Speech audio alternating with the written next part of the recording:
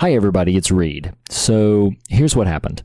We had this mammoth recording session that lasted nearly 3 hours with 5 participants, and it was thoughtful and encouraging and a tremendous amount of fun.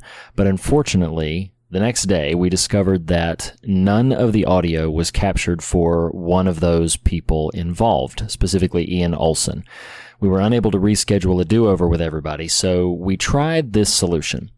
Ian was gracious enough to re-record some of his core thoughts and observations on the stand, and during the edit on this episode, the one you're about to hear, we inserted his newly recorded segments into those relevant areas where we discussed those things. So what you're going to hear is the 4 others of us have our conversation. We will occasionally reference Ian, mention him, sometimes even react to him, but you won't hear what he had to say during our portion of the conversation. But his comments will periodically interrupt the recording so that you can hear his thoughts on what we're discussing. We really felt that it was crucial to include Ian's contributions to the conversation as much as possible, but we did want to give a brief explanation about the segmentary nature of this episode. We don't think it hinders the conversation at all. We think you're really going to enjoy it. So, without further ado, kick back, relax, and we suggest buckling up for a 3-hour tour as we tag along with some old friends to discuss for Quarterly King 4, Stephen King's epic masterwork, The Stand. Enjoy. That the only thing we have to fear is fear itself. No. Be afraid. Be very afraid. There's nothing to fear except God. Whatever that means to you. Do I look like someone who cares what God thinks? Why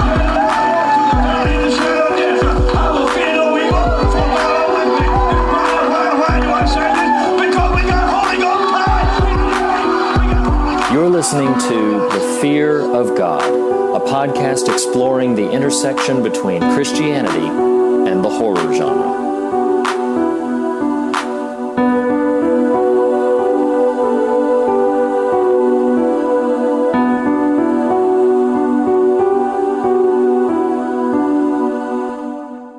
Hello and welcome to Quarterly King number 4, that very special Fear of God subset of episodes where things get a little crazy.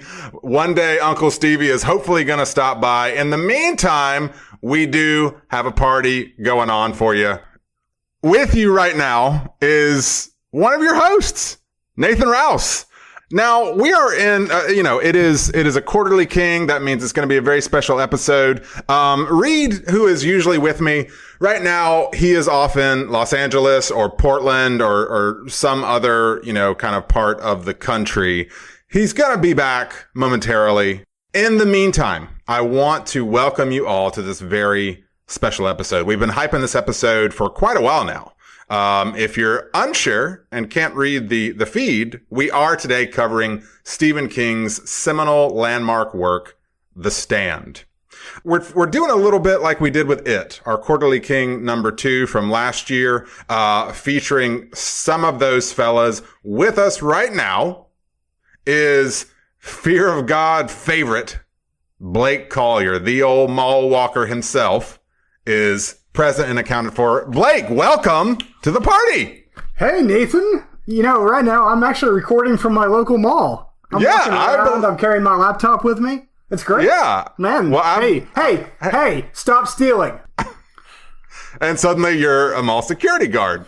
So welcome, Blake. It is a pleasure to have you back. Also with us is Ian Olson. Ian, who was also present for Quarterly King number 2, that of It. Ian, welcome back, my friend. It's good to have you.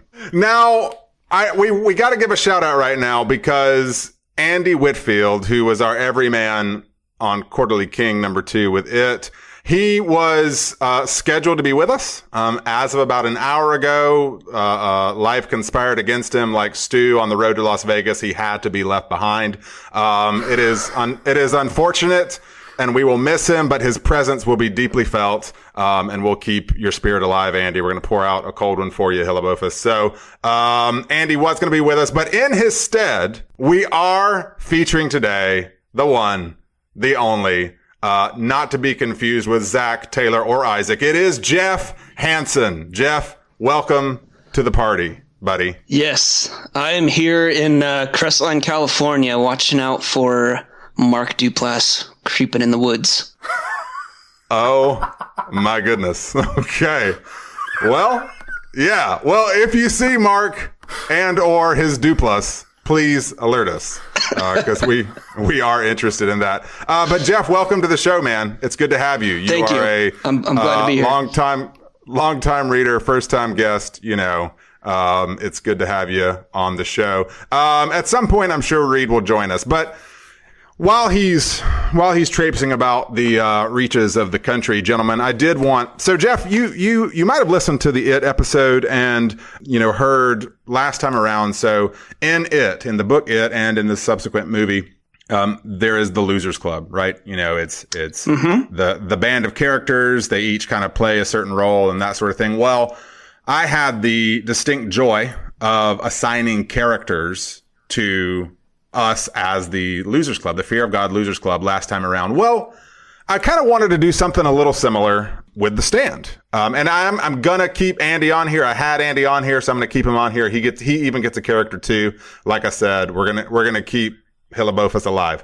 So with It, we did kind of the good guys. There's just Pennywise, and that's not fun for a recording to just have one person be Pennywise and everybody else be the Losers Club. But this time, The Stand is a pretty sprawling piece of work. There's a lot of characters. I did think it'd be funny, or fun rather, and possibly funny. Hopefully funny. Otherwise, just skip ahead 5 minutes.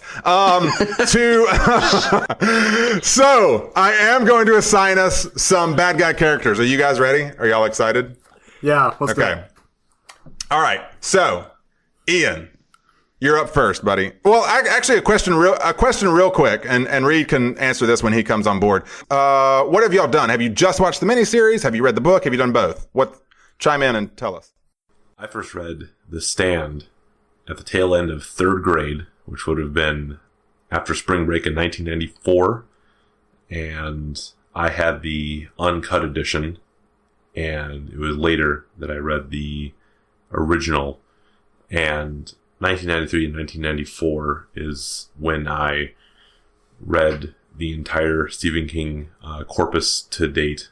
And reading The Stand coincided with the release of the miniseries on TV, and that just felt exciting to me to be able to point to something contemporary that was coming out of something that I was reading, and I was just jazzed to tell people that right in the opening credits was "Don't Fear the Reaper," because I just thought that was so I don't know, really subversive and dark, and I shouldn't act like it's not. It's just that perhaps the first juvenile impulse that would later blossom into a full-on love of metal and dark things was appearing, and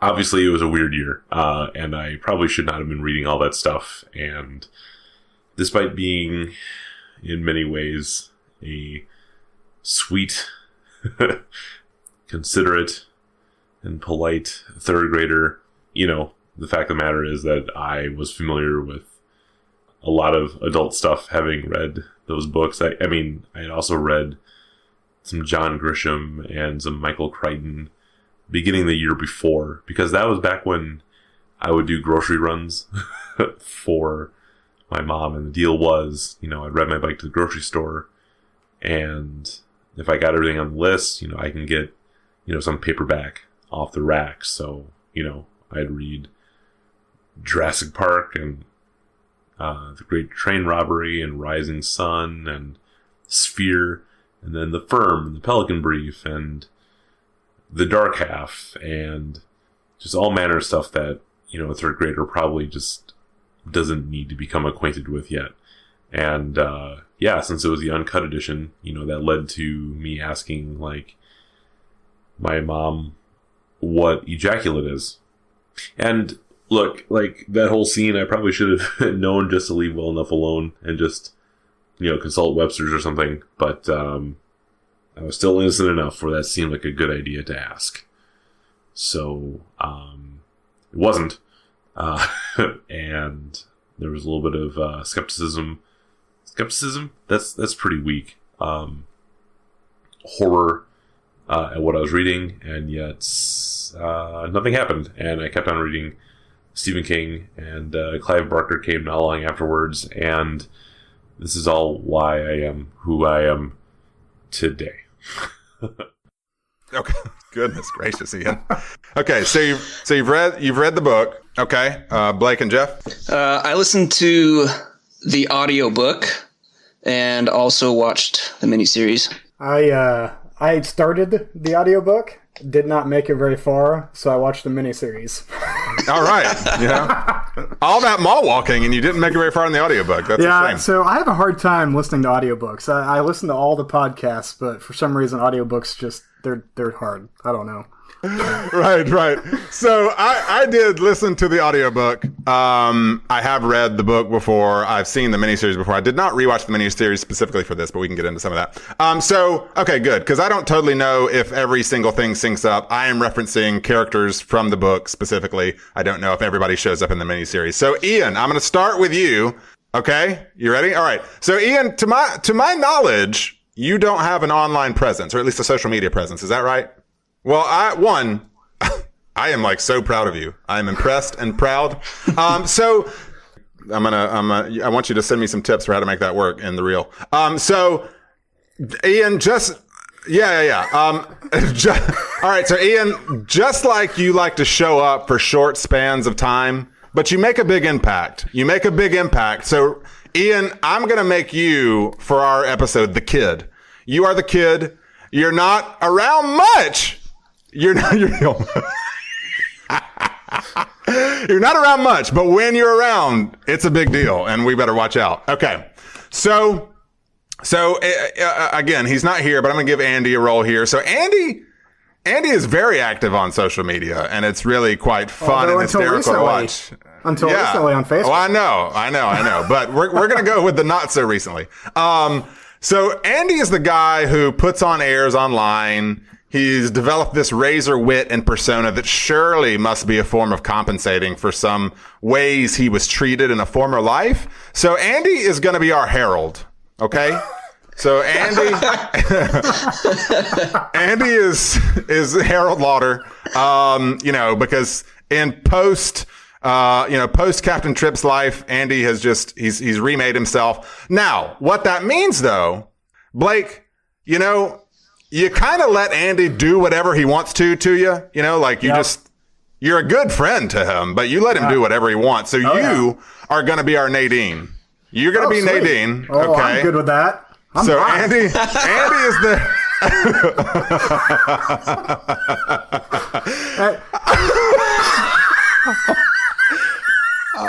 Oh no! Oh my gosh! Wow, Rita's not going to join this show out of pure principle. So Andy is Harold to Blake's Nadine. All right, so Jeff, you still there, buddy? I'm still here. Okay, awesome. Jeff, you're the new guy. You're the wild card, and I don't know. We don't know what you're going to do here. It could go a bunch of different ways. So you get to be the trash can man, okay? So you're a bit of a wild card. Yes. But what that also means is you and Ian are going to be right. You and Ian are going to be real friendly by the end of this conversation. Oh God! All right, so we're getting down to the wire here. That Blake doesn't know what that means. Yeah. Oh no! That is not in the miniseries. Oh. Well, no. Blake knows. I read up on it. Yeah. Oh, yeah. okay. He read up on it. All right. I know what's up. We got a couple of roles left to give out here, and then we actually have to start the episode. So, all right. So I am, as I was scrolling through this, I was thinking I'm the guy kind of brought on the journey by the guy.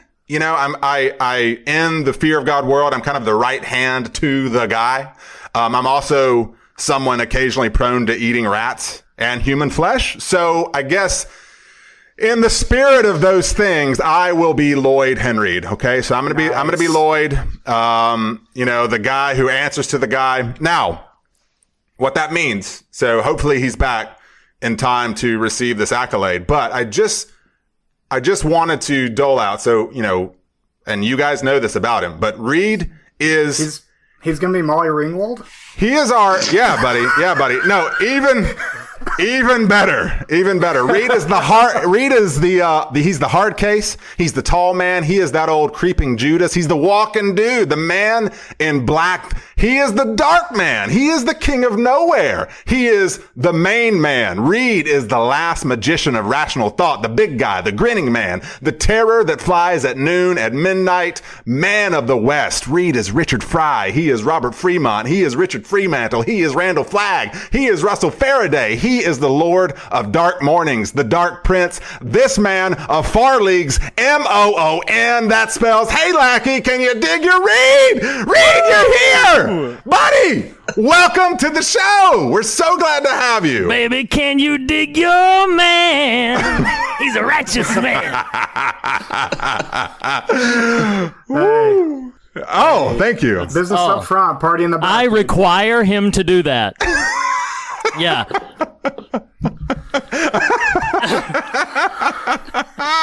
Well, I was worried y'all were just going to keep interrupting. I was just going to have to plow right through you. I made a point. So I did listen to the audiobook. I made a point to jot down more or less, there's about 90% of them there, every name for Randall Flagg. And ascribe them, Reed, to you, buddy. You are our fearless leader. Oh. So welcome back from your journeys.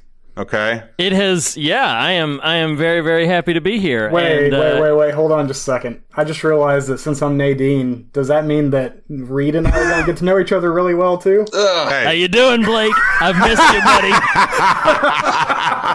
He was Beverly last time. I've missed you, buddy. You're Nadine this time. I notice your hair is a little lighter colored these days, Blake. Oh, let me tell you. Stop. No more. Okay. I know I led us all to the ledge. I don't need us all jumping off together. All right. This is a family show. Okay. This is a family show. And this is most definitely a family book. Okay.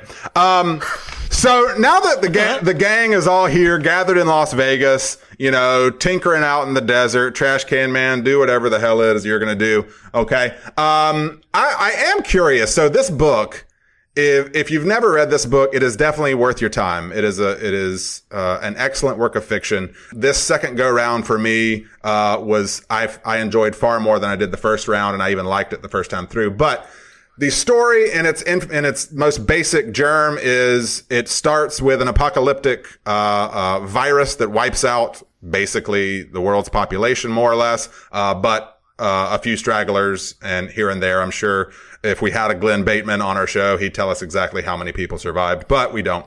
So Captain Trips is the name of this virus. It takes everybody out. In the wake of Captain Trips, this character, this sort of malevolent entity, Randall Flagg, sort of assembles bad guys while elderly old Mother Abigail assembles the good guys, and they kind of have their, as the title suggests, stand. So before we get too far into the serious, because I know that's going to happen with this crew, I am curious. I want us to just do kind of a popcorn style, like this book is about an end to the world, as it were, at least, what we kind of know as it. I'm curious what you guys think as you're observing the world right now in your daily comings and goings. How do you think it's going to end? What do you think is going to happen? Is it going to be Captain Trips? Is it going to be dinosaurs? Is it going to be a meteor? Is it going to be kaiju up out of the ocean? What do you think is the most likely scenario anybody can go? I really wish it was dinosaurs.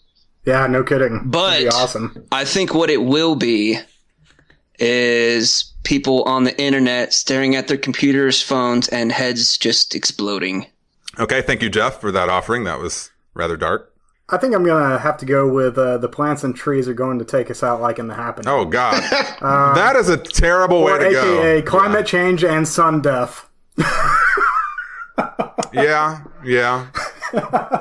Okay, all right. So we've got technological sort of infiltration of the brain space. We've got climate change and the erosion of the atmosphere is going to just make up Poisonous the world. gases in the air. Poisonous by gases, plants. sure. Reed, do you have any speculations? Kittens are going to destroy us all. Too much cute. They're just so cute, though. Are you kidding with us? Yeah. Wow. No. Wow. No, I'm not kidding around. I'm serious. It's gonna. You got to be It's kidding. going to be. No, they are evil, vile creatures, and they are going to suck everybody in with their adorable faces, and then just eviscerate all of us at one time. They're hatching the plot right now. You know they are. Yes, they are ultimately going to be our untimely end, as it were. All right. And they're going to rule the world. That was unexpected. What about you, Ian? Look, man, it's already happening now. Water is depleting, and we will run out of fossil fuels, and it's going to be sooner rather than later. So the reality is we're moving into the Mad Max universe steadily, and it's weird. We're going to see coastlines disappearing at the same time that drinkable water is disappearing. And then, before too long, we'll just have the erosion of the shoreline, and oceans will start to dry up because, some fool's gonna start messing around with fusion tech, and then we'll have, not an atom bomb, but we're gonna have a full-on nuclear fusion blast going off somewhere, and this is 30 years out, maybe. So that's how it's going to go down. And it just brings to my mind how I just need to be getting fit, right now, to be ready for it. The signs are clear as day, and the dominoes are falling. And this figure ain't going to help me get through it, And fitness is not going to help me survive the loss of water and oil and all that stuff. Of course, Nathan, it's that when the inevitable warlords arise, someone has to be there to jump on the rig and save the day in spite of the failure that in many ways he is. And if that's got to be me, then I got to be more prepared than I friggin' am right now, because I ain't. So there you have it. Because the other thing is, I can be in denial about how I'm not ready for that world of blood and fire. The same way that you can be in denial that climate change is a thing and that we're responsible for it. But, newsflash, it is and we are. So just get used to that, because you should have been already for a long time. And I wish I could be more sorry about how not sorry I am with regard to that.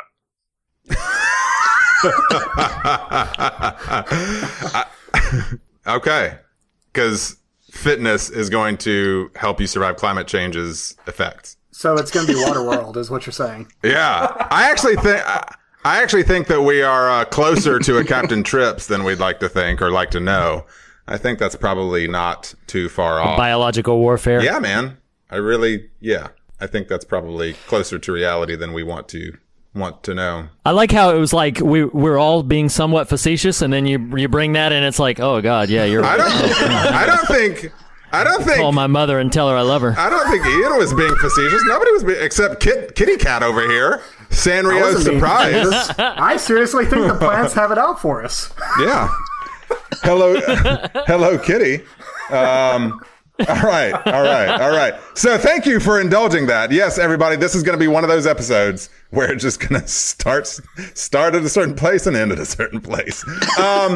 So we are talking about The Stand. Before we get into the meat of the text, I did want to just take a minute and just talk about sort of the outside of the text kind of world of Stephen King real quick. So I did want to test out a new segment here. Who knows if it will carry over to future Quarterly Kings. It may be a one and done sort of scenario, but I want to call this little segment, in the spirit of fear of God, in the spirit of Quarterly King, it is the Christs of King. Bum, bum, bum. All right. So I don't know if you guys have noticed this. Ian, you started reading these books when you were in the womb. So you probably noticed a lot of this, but like any author, as prolific as someone like Uncle Stevie is, like, there's going to be repeated elements, right? You know, things that, I don't even mean like narrative conventions. I mean like literal words and word choices and things like that. I noticed years ago, he loves the word apotheosis. So that one kind of pops up. You can kind of play a really slow drinking game to that. Like it's like once per book, but it's in there. The other one, which is the name, created the namesake of this segment, the Christs of King. King loves, I don't know if this is a New England thing or what. He loves to have his characters deliver these weird idioms with using the name of Christ, or like, you know, so for example, I've got 3 of them from The Stand. Are you guys ready for this? This is the new segment. Let's do the Christs of King. Okay. The very first one is like early in the book when Campion and his dead family are driving into the gas station, and one of the gas station crew says, "Christ on a pony." All right. Christ on a pony, you know, like in the text, he was on a donkey. So I don't know. Christ on a pony. It's an interesting image. I don't really know what to do with that one though.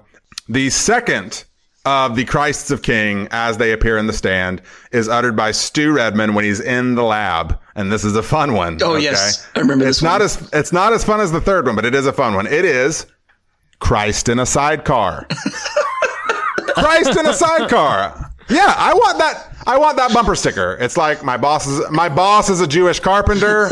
Jesus take the wheel. Jesus Christ in a sidecar. Christ in a sidecar. You know, like it's just a great image. Just sort of. It's like Anglo-Saxon Jesus's hair is waving in the breeze, and you're just pointing out the cows. You know, and like, look, Christ in my sidecar. Christ behind me. Christ before me. Christ in my sidecar. You know. The very last one that I found, I was really paying attention this time. This is how microscopic, how granular this listen got. All I attribute it to is guy who meets Tom and Nick. I don't know. Do they stumble on somebody after the weird girl they meet? There's some person they encounter on the journey with Tom and Nick, and he says, "Holy Christ on a carousel." So, Holy Christ on a carousel, Christ in a sidecar, Christ on a pony. All right. So that has been The Stand's The Christs of King. Did y'all enjoy that? Do you like that? Dun, dun, dun. You like that little? That was fun. Enjoyable. Yeah. Am I the only one who notices these things? Come on. Jumping Jesus. That's the really fun Jesus. That's the one you pitched to VBS. Boing, boing, boing, boing. All right. So the Christs of King, that was fun. I did want to, let it never be said, that we don't let listeners at home play along to Fear of God bingo. It is worth a brief reference to, or a brief allusion to the Lost references in The Stand. Okay. So. Oh, yes. Jeff, we haven't had this conversation before. We referenced Lost on It, so I know at least Blake and Ian have some familiarity there. Jeff, are you a Lost fan? Are you versed in the Lost world? I have actually been catching up on it as of late. Good for you. Then you can stay. Nice. I'm almost through season 3, I believe. That's some good stuff in there. I'm actually a little surprised. Well, some of you may know, so like, Damon Lindelof is a huge King fan. There are multiple allusions in Lost the Show to even On Writing, his book, his memoir, and craft book. Well, The Stand specifically is a big inspiration for Lindelof. He references it. I've referenced the book podcast he was on, but, it was fun listening this time through, and I don't know if Lost was around or where it was during its run when I first read the book. And so I wasn't as savvy to some of these references. The most obvious of which, of course, is Larry Underwood being the inspiration for Charlie Pace. Hey, baby, can you dig your man? Being the inspiration for You All, Everybody. So that's a really great one. Did anybody pick up on any echoes of Lost in The Stand? Anyone else? I mean, I feel like the entire structure of the story, like this cataclysm, then followed by, recognizing that, and I don't want to say too much because Jeff is only on season 3. I've actually already heard how it ends, so. Oh, okay. All right. I'm hoping that you heard correctly. But yeah, how there's this, you think it's all going to be about this one thing, and then it turns out there's this underlying sort of fundamental good versus evil platform that has been playing out. So I think the utter, conceit of the entire book is carried over into Lost as well. And that it ultimately comes down to this, all of the ins and outs and all of the particular adventures basically boil down to a stand between good and evil and choosing of sides and things. And so, that's heavily echoes The Stand for me when I watch Lost. Reed, you just referenced it, sort of that dualistic nature. You got Man in Black and Jacob, Mother Abigail, Randall Flagg, which isn't a new convention for those pieces of work, but is a very direct parallel. I did notice this time around, even the threat of birthing in a post Captain Trips world reminded me a lot of Claire and baby Turnip Head. So that really rang out, and even kind of the Vincent and Jack, Kojak and Stu kind of dynamic, dog and the man sort of imagery really stood out to me too. But anyway, I just thought it'd be fun to check off the Lost reference on this episode of The Fear of God.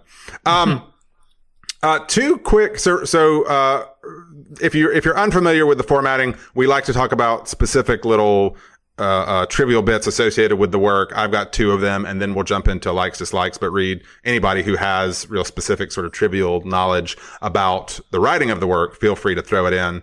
But we've already referenced, or maybe we haven't referenced, but Lord of the Rings, in the way that Lindelof is heavily influenced by King was heavily influenced in The Stand by Lord of the Rings specifically. And I just read an interview with him where he even says, instead of a hobbit, my hero was a Texan named Stu Redman. Instead of a Dark Lord, a ruthless drifter and supernatural madman named Randall Flagg, the land of Mordor, played by Las Vegas. I just thought, when he writes it out that specifically, it's really fascinating to see just how much an analog some of this stuff was for him, which is pretty cool.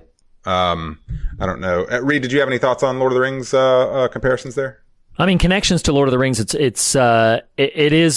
this is a bit of a stretch, but how there's this great cataclysmic thing that you're leading up to, and you think it's going to be this long, drawn-out sort of battle, as it were, and then it's really ultimately comes down to just this one sort of wild card event. I'm basically comparing Trash Can Man to Gollum.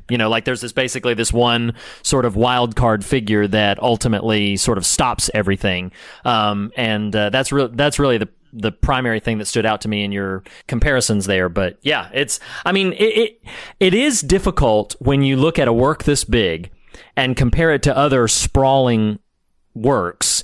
There's going to be tons of minutia, and then also lots of broad strokes that you could say, well, this parallels this echoes this. Right. None of it is really like a specific homage or a specific parallel, but it all sort of informs each other. Like you're building on the archetypes and you're building on the structures, and by doing so and doing so in your own voice, as King did, creating this new thing in the same way that he did this inspired by Tolkien, then Lindelof and Hughes did this inspired by King, and in 10, 15 years, maybe somebody inspired by Lost will do something that everybody else gets very excited and into, and all of that. Ka is a wheel, and on it goes. Absolutely. The circle closes, but it all comes back to the same place again. That's exactly right. Well, and you think about the nature of epics in general, there's not much variation. Right. I mean, they're all journeys. There's basically one epic narrative, and all of them are variations on that narrative. Sure. Yeah, exactly. One last sort of trivial bit that I found pretty interesting was in terms of the publication story, as it were, the publication, the release of the book. So the novel The Stand was originally published in 1978 with a setting of 1980. And I found this really interesting. The first paperback in 1980 changed the setting to 1985. Well, then the book was re-released in 1990, and the story was set in 1990, and some of the pop culture references were updated. And that was actually really helpful to me, because my thought was, how on earth did he write this in 78 and it's set in 90? This doesn't even make sense. But it was kind of neat to see. It was really kind of a rolling evolution of even down to when it was released, determining when the actual setting was. Was cool. Was the 1990 release the one that's extra long, uncut, whatever? Yes. Yeah. Yeah, I've heard there are people out there that are huge proponents of the original version over the uncut. Really? Yeah. I know, and I've never actually read the original version that I can recall. I think the version that I read the first time before this refresh was the extended uncut whatever. It was which I think is basically the only version you can find. I think it's the ending that turns most people off to the uncut one, because there's just a lot after kind of the sacrifice at the end. Right. And so that was added. Well, not added on, because I guess he wrote it technically. Reincorporated. Reincorporated it. And so I think a lot of people just found that to be a little maybe not off-putting, but just odd. Yeah. So I'll have to try to seek that out at some point to try to get a used copy or something, because I would be curious at some point to read it to see what was missing. And I know I wouldn't be able to put it beat for beat, but just to sort of get the feel of the briefer version. If you want a little bit of a generalized discussion of that, actually the Wikipedia article on the book divides each section of the book up, and the last paragraph is kind of the addition of the uncut version. Like what it adds in. So it's worth reading. I found it kind of fascinating, actually, just kind of catching up. So. Oh, cool. I'll have to check that out. I have a brief bit of trivia that that I just always enjoy. It's about the writing of it. So we're obviously, listeners, we're going to spoil everything about this book, or this miniseries, or however you engaged with it. But I love the story about how King said he was writing it and he got so deep into it. He had so many characters and he was stuck, and he was at writer's block for, I think the story is like 2 months. And for like 2 months, he was just sort of crawling along, trying to get to a place to where he could converge these stories. He started with like, well, let me send the spies out and maybe I'll do something with the spies. But he kept kind of trying to land the plane. And then finally he was taking one of his, now infamous because of his eventual accident, his walks. And when he was out there, it just clicked with him. He's like, you know what I want? I want a bomb to come in and just take a bunch of people out so that I can reset the story. And he, had this eureka moment, went back and began to craft Harold Lauder's original, his plan to blow them up. And, he only eradicated like 2 sort of primary characters in that, but that sort of set the scene for everything else. It's why you get, especially in the original uncut version, it's why you get about 850 to 900 pages of they're just, Captain Trips and then in Boulder, and then The Stand is like the last 200 pages. It's because once he finally landed on this is how I'm going to conclude this, then he said the rest of it came very, very quickly. And I always just find that story fascinating for the creative process, as it were. No, I think it's a great story. I think it's really interesting that The Stand is, in so many ways, really prolix.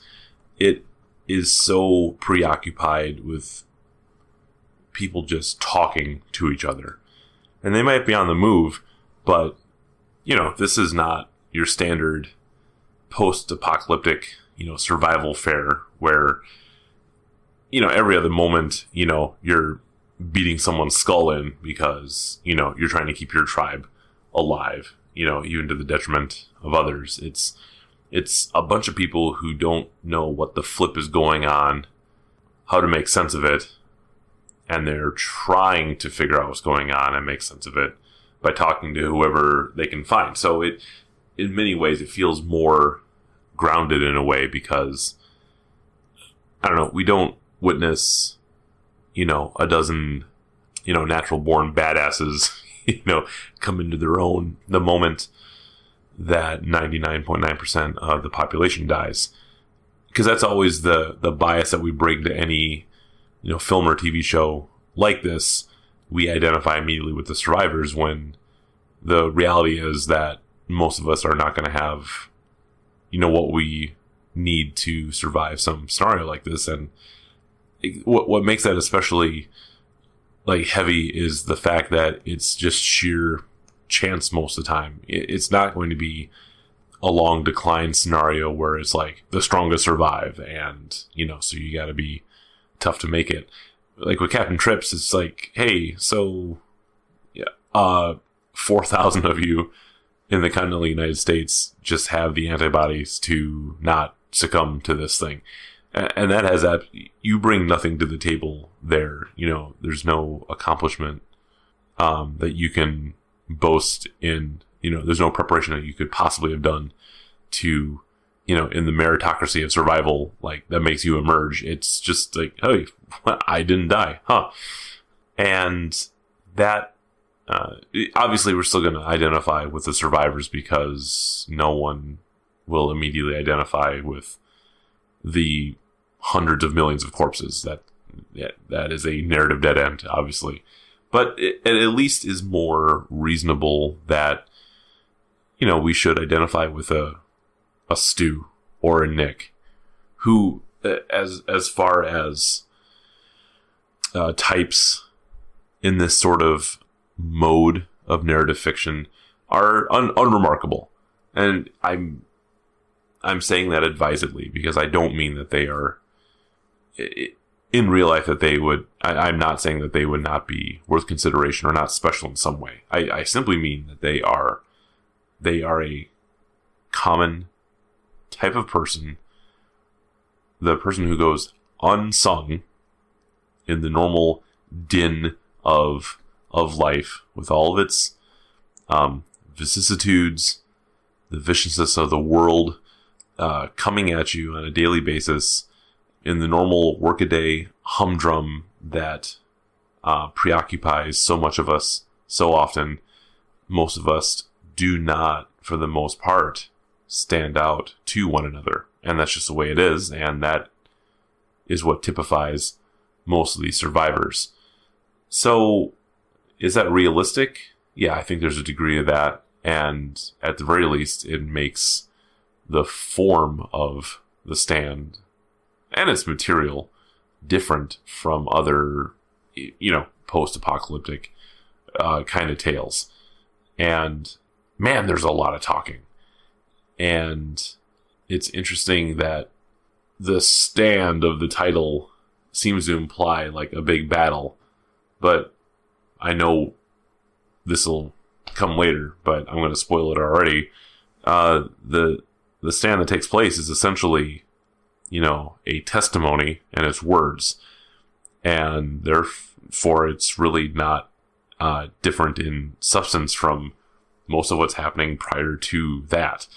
So it's interesting that even though we see people change, they grow, they develop into, some develop into even darker, more corrupt versions of themselves, and some discover virtue. Some of them, you know, slough off what is not virtuous and what is, you know, not heroic. Some of them do discover the possibility of heroism, and yet none of them become, you know, Rambos or even Rick Grimes in a way, who is still like on the mimesis level, like kind of lower, and yet like in a survival scenario, yeah, I want a Rick Grimes or two, you know, helping me out for sure.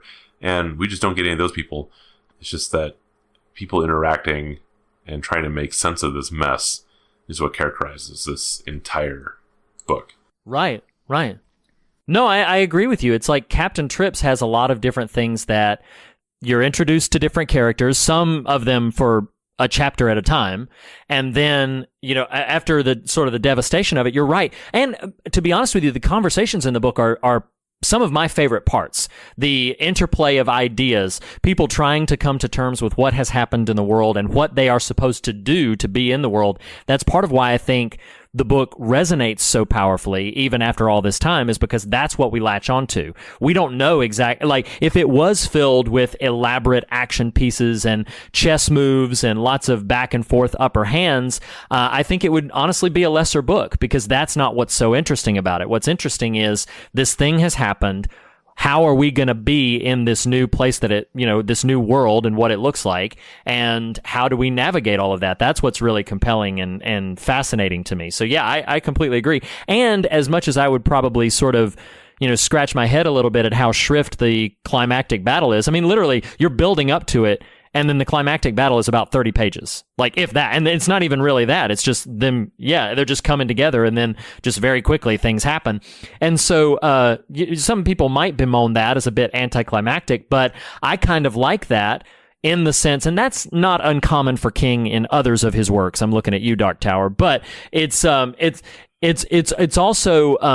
I think it's not what he's interested in as a creative. He's always been more interested in how are these people going to deal with this situation, not what is this situation, and let's focus in on the dynamic. You make a to support your case there, Reed, and you and I had some version of this conversation post both of us completing the text this time, and how I'm just really fascinated. And this spoils nothing to Jeff about Lost, even though you said you already know much of it. Like, the trap Lost accidentally fell into is propping up a lot of mystery that frankly the creators weren't that interested in, but just sort of the nature of broadcast TV and serialized storytelling and some that sort of thing, they kind of laid these breadcrumbs way out in front of them, and then kind of had to honor, even if in just lip service, except the outrigger, of course. But as far as The Stand goes, what's really interesting to me is there is nothing concealed about Captain Trips. Like, there's no and think about all of these genre TV shows that have popped up, especially in the wake of Lost, but over the last decade or so, like these ostensibly character shows that are rooted in this deep, dumb, pedantic mystery kind of aspect. I'm thinking of things like Flash Forward or Revolution or whatever. All of these kind of copycat shows, which, I'm sure well-intended and all that sort of stuff. But The Stand specifically doesn't care about any mystery. It is saying Captain Trips is this thing. Here's how it came to be. Here's what it did. It doesn't matter why it happened. It happened. And here we are now. Let's examine what people do and who they are in light of apocalypse. And that, to me, is a pretty fascinating question. Yeah. Well, and I feel like we're brushing up against this. I want to open the door here, or kick it in for all of us. Let Captain Trips have his way. Our typical format here. I want to let's dive into the actual text of the material. Specifically, I'd love to hear some from Jeff and Blake here too. But in terms of likes and dislikes, now for our vernacular, likes and dislikes is more like surface type stuff. Here's a thing I liked in the story. Here's a character I like, whatever, kind of interpret that a little bit loosely. But, what are some things that you guys are just like, I really love this part or this person, this character, this interaction? What are some likes, dislikes about The Stand? I'll start and say that, since I only watched the movie or the miniseries, the one of few things I liked was the fact that Gary Sinise and Ossie Davis were in it, and I really appreciate both of those actors. Unfortunately, they weren't given a whole lot to do with whoever. I guess it was. I don't know if King was the final scriptwriter for the miniseries, or if he was someone else. Okay, so I was not impressed with the adaptation. I haven't read the book, so I assume what I read on the Wikipedia sounded like they pretty much caught most of the plot arcs. So, sure. But I was not impressed with the script writing. But I do like the fact that they got some good character actors. Didn't Stephen King write the script? Yeah, he did. Yeah, he did. So, which is. He doesn't have the best history of directing and or writing scripts. No. So well, let me ask you this. So I'm going to jump in here real quick. Okay. I intentionally, once I finished the audio this time around, I was so enamored of that experience that I actually opted and chose not to rewatch the miniseries because I didn't want to. That's probably a good thing. Yeah, and I've seen it years ago, and I don't love it. And I was like, man, I've got such a positive experience here. I don't want to soil that. So remind me, who does Ossie Davis play? Is he Judge Ferris or Ralph? Yes, Judge Ferris. Judge Ferris. Okay, yeah. Okay. Yeah, and then Gary Sinise is Stu. Right. Yeah, I know the majors. No, I think Jamie Sheridan's a great actor. I don't like the characterization of Randall Flagg at all. Yeah. I think it was a little too much Elvis and not enough seriousness. So And I was trying to think who said this, but someone had said that they saw Randall Flagg from the book more as maybe it was you, Ian, Michael Shannon.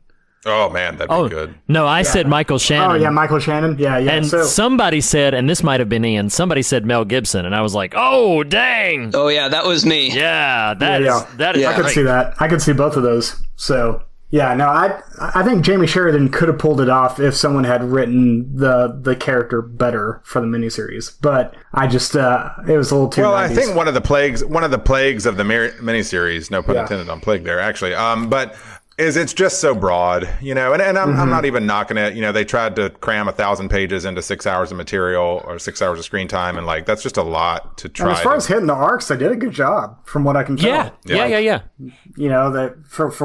for 90s miniseries, they didn't do too bad. So Sure. Yeah, they hit the major beats. Yeah.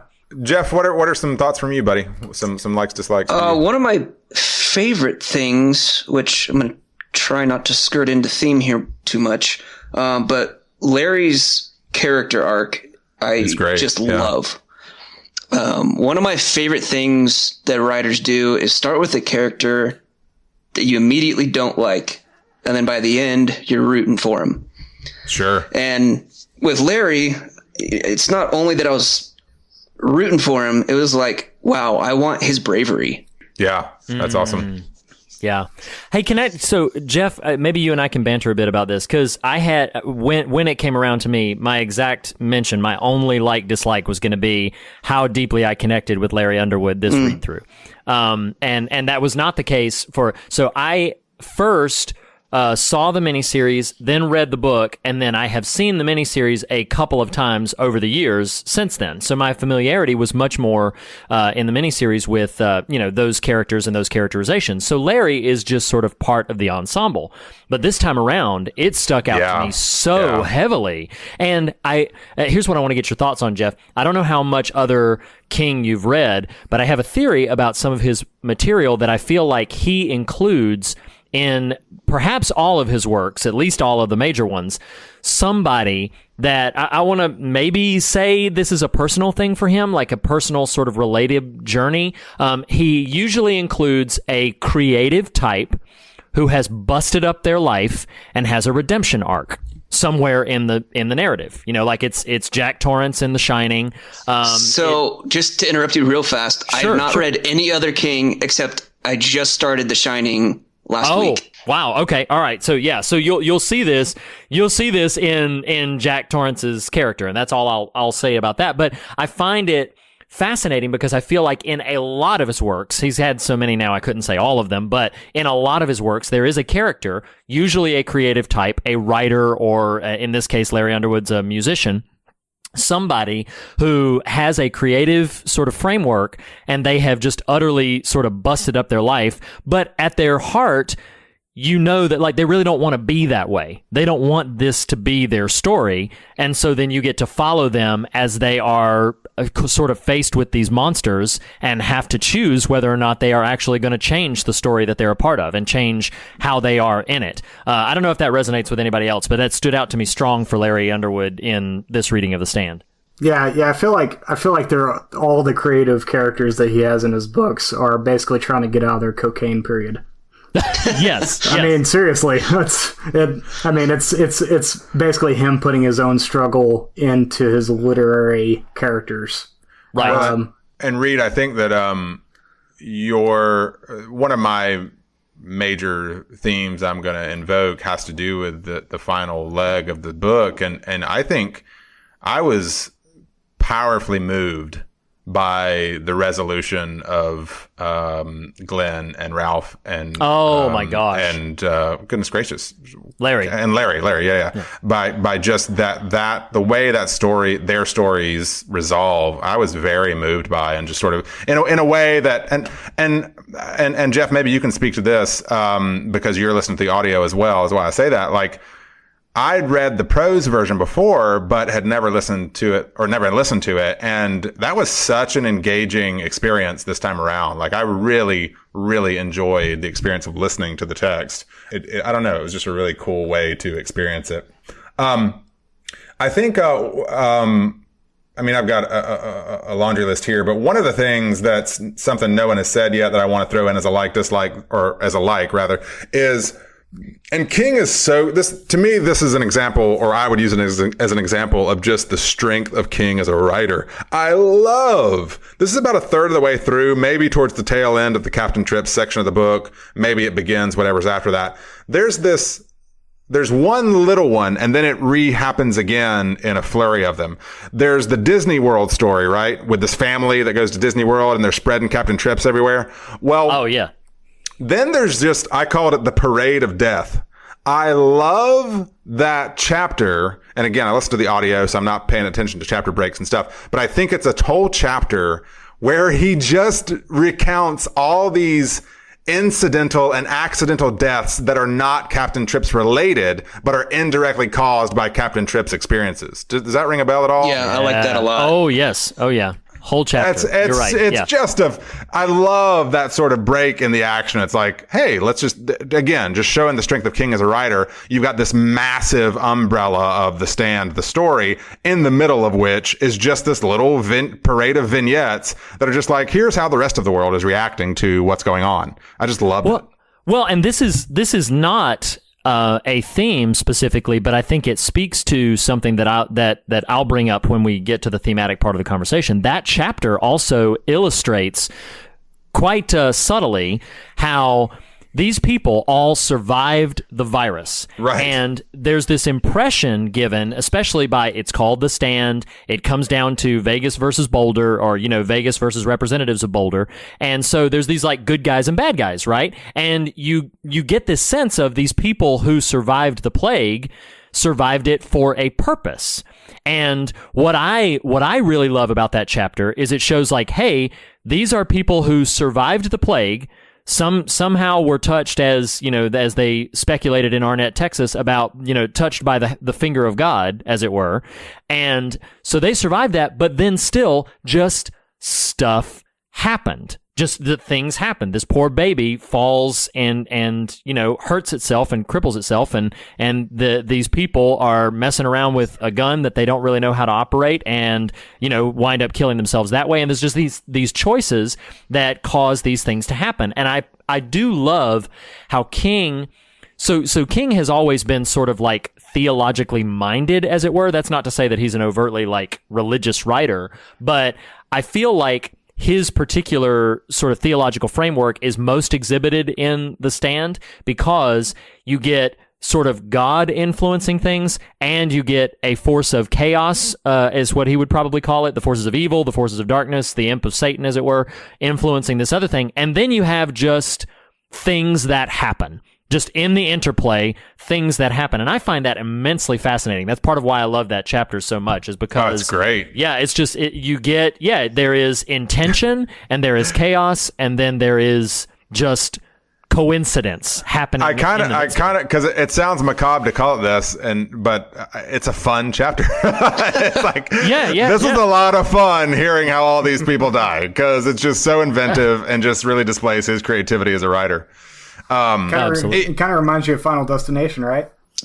No, it sure doesn't, Blake. But we will reject your attempts to, sideline this conversation into terrible things. Ian, what are some likes or dislikes that you've got, buddy? I like that The Stand is populated, again, almost entirely with. If I say normal people, that is so cliched, and it doesn't get to the heart of the matter, as true as it is. But they are, I'll just stick with what I said before, unremarkable people who, find themselves suddenly thrust into something unimaginable, and in which more is demanded from them than is really reasonable to ask.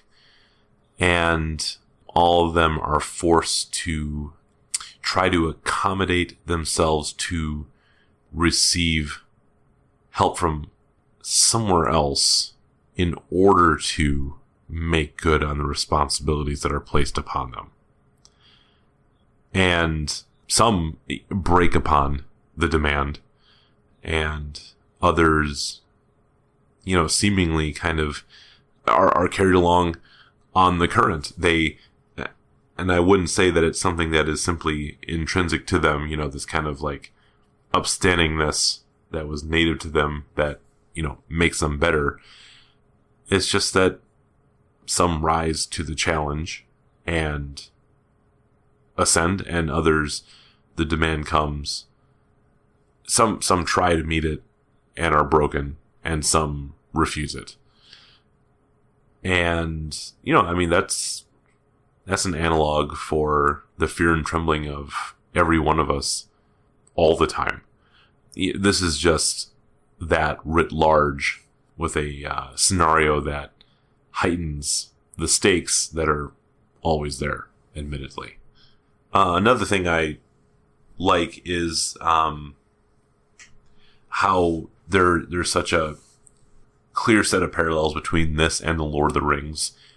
And you can be snooty and supercilious and say that The Lord of the Rings isn't literature, but you're wrong, and you need to get bent instantaneously, because I don't think that there's a more penetrating examination of the psychology of creatures made by a good God who must try to penetrate the fog of good and evil in the world and take action with the awareness that though they may want to align themselves with good, they are not intrinsically good, and even trying to do what is good is not a sufficient help to doing good. That's what's so heartrendingly beautiful about Boromir. And I do mean beautiful because there are traits in him that are worthy of, songs of praise, right? The way we remember fallen heroes from ages long past that we have little imaginative ability to enter into. There's so much to praise him for, and yet those very things are the entryways for temptation to sink its talons into him. And, it's proverbial that the worst thing that can be done is a good thing, done for the wrong reason. And, The Lord of the Rings just demonstrates again and again trying to do the right thing, but without sufficient examination of the means to prosecute that, or taking into account that there is some part of you that is on the side of Mordor, however much you would deny it. However much it's true that you are behind the walls of Minas Tirith, that you are susceptible. So, The Stand, returning to that, is, King's attempt to give, the U.S. its own end of century Lord of the Rings.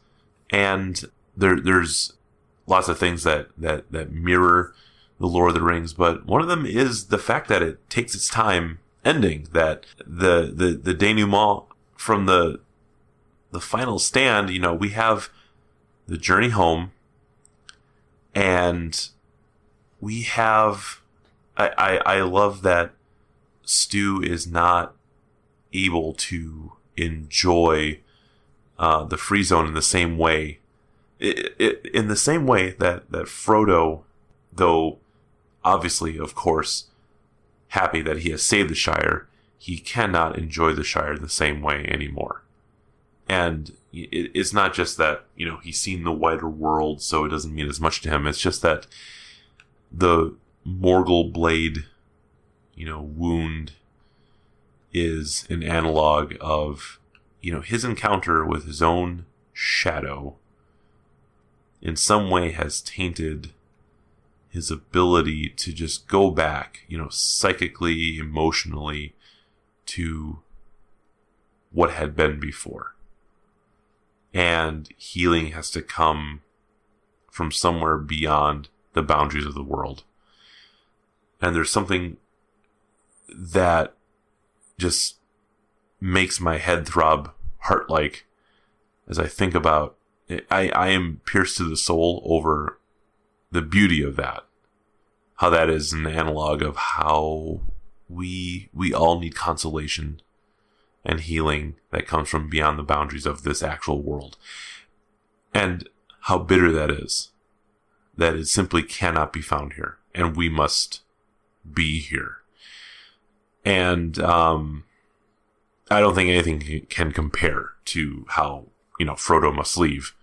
But, Stu leaving and that extended exit that we get in the stand, I think is the best that King could do, and I think that it works as a hat tip to that, as his acknowledgement of, sometimes you undergo the experience of something that needs to be done, and we all can acknowledge that things like that will change us, but we're not maybe always upfront, with others and with ourselves that, what we're fighting for, we might not be able to come back to and be satisfied with in the same way that we had before having to defend it. So, man, I'm taking a long time saying this, but I do appreciate that King attempts something like that with the ending of The Stand. And that, ultimately, Flag is still out there. It's not like evil is now finally defeated. So there's even maybe some echoes of, what Galadriel calls the long defeat. We can never, say, well, now we have decisively defeated evil.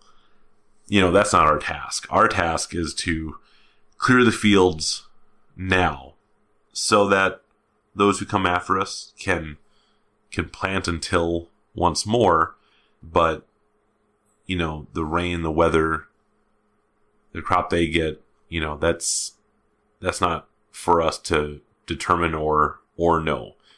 Our job right now is to take on and resist the evil that is here now. That's a big goal, and yet it's also a smaller aim, than defeating evil forever. That's not for us. So it still is a matter of, small aims, short aims, which they're big. They're too big for any one of us to do at any one point in time, but at least it's not defeating cosmic evil in toto. Sure. Yeah. Well, it's funny you say that, Ian, because I want to, jump on there because I found it interesting in the listen this time, and you just referenced this. Nadine, I think later in the book, once she's parted ways with Harold, there's some reference to Flag's influence having affected Harold. But I do think it's worth noting, and this is by no means a theme for me because, it was more interesting than thematic in the moment. What's interesting, and you just referenced this, is Harold's self-awareness at the end of his life. It was very much Flag is significant, but I made these choices. And I think that's a really powerful read, sort of like to your note about the theological framework of King. He's like, ultimately, the responsibility rests in this case with Harold. Like, yeah, there are factors that are external to me that may have an influencing effect, but the choices made were mine, and I have to live with that. And I think that's a really powerful thing. Well, and Reed, did you have any? I can't remember. Did you say your likes? Do you want to say something in here? I piggybacked on Jeff's because basically my primary thing that I was going to mention is the character of Larry Underwood, his arc, his story. He really just stood out to me. So yeah, that's my primary thing that I wanted to mention. I want to throw out, and there's a way, this could bleed into some thematic stuff. I don't really want it to at the moment per se, unless we just go there. But I know I've referenced this a couple times. So I'm in the car a lot. It's really absurd. The Stand as an audiobook is 48 hours. And I realized at about the 20-hour in, Mark, that you can speed up the audio. So I set it to 1 1/4, which was just fast enough to make for quicker progress, but not so fast that it felt silly. So I was able to cover a lot more ground that way. Sort of like Larry on a motorcycle as opposed to Larry walking. But I was so taken in and sort of swept up in the story this time around. And one of the specific reasons, and this I think was subconscious before even now that I'm saying it, and I'm recognizing why I sort of chose this. There was a night, so audience members won't know this, listeners won't know this, but we all started a group text about 2 weeks ago or a week ago, whatever. Well, the first night that I started to maybe watch the miniseries. This is a funny sidebar here. My mother-in-law moved in with us a couple months ago. That's why if you're listening to the show, that's one of the primary reasons we moved, to get a bigger space. Well, mother-in-law, this is really fun. Mother-in-law is like my scary movie buddy now. It's really funny. She's like 67 years old. She years ago gave me Firestarter, the book. So I knew she might have some inclination towards some of this. And one time, a couple weeks back, I was like, do you like scary movies? I mean, would you want to, and I said it like in Scream, do you like scary movies? I was like, she watched Castle Rock with me. We've watched a couple of scary movies. This is great though. I was like, hey, I don't know if you've ever read or seen The Stand. This after I'd finished the book, I was like, I'm going to start watching the miniseries. Do you want to join me? Well, she joins. We get like 20 minutes into it and she just goes, this is boring. I'm going to go read a book. And I was, I think I'm with you, sister. So I actually stopped. And the more I pondered whether to continue, the more I was not interested in that because one, what I recall of the series, I like certain actors who are in it, but I do think there's several characters that are grossly miscast. One of which is I like the actor fine. I'm sure he's a great person, but I don't like the actor. I don't like the performance of Tom in the miniseries. For whatever reason. Yeah. And one of the main reasons I resisted rewatching the miniseries after finishing the book this time is I loved my experience of Tom this time around was powerful. And so I wanted to just real quick throw this in terms of my likes. 2 specific Tom stories. And again, if you've never read the book, you're not going to watch the miniseries. Tom is a mentally handicapped character who enters, and it's this really great pairing. Nick Andros is another character played by Rob Lowe in the miniseries where Nick is a deaf mute. Tom is mentally handicapped and they are this pair. And it's this really lovely, speaking of echoes of Lord of the Rings, Stu maybe a direct analog to a Hobbit. I love the notion that the least of these are what survive and propel civilization forward. I just really love that. But, so you've got Tom and Nick who are this really fun pair in the book. Well, Tom becomes kind of central to some of the plot elements. And there's a part where they hypnotize Tom because they're going to send him into a spy into Las Vegas where Randall Flagg is. Y'all, I was like in tears when Tom was in his trance. Yeah. And sort of speaking as cognizant Tom. And the moment where I don't even remember everything around it, like the text around it, but he says, I am God's Tom. And y'all, I was like, oh my gosh, I got to pull over because I'm going to start crying. And again, we could run down this as a theme if we want to, but what it's sung out to me of was things we ask of those that we think can't carry it. Like, the things we foist upon those that we think aren't able to carry that burden. And so that was a really powerful notion to me. But the other Tom story that just had me moved to tears was, and Ian, you referenced this earlier in terms of the analog of Frodo's return in Lord of the Rings and Stu and Tom returned to Boulder. The first time I read this book, I hated that last part because I was like, oh my God, just finish already. But I think a lot of that was that psychological experience of reading or watching a movie where you're like, you want to check the box. You know what I mean? You want that you want that psychological accomplishment, that achievement of like, okay, I'm done. I read The Stand.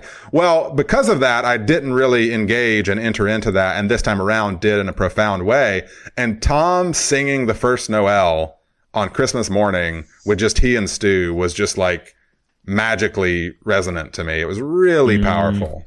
So those are a couple of just kind of really major likes for me. I mean, there's a bunch of other stuff, but we could. So can I give one dislike? Yeah, please. So, coming from just the miniseries, I hate Mick Garris. I hate him. I hate everything he's done. The director. Oh, okay. I hate everything he's done. What else has he done?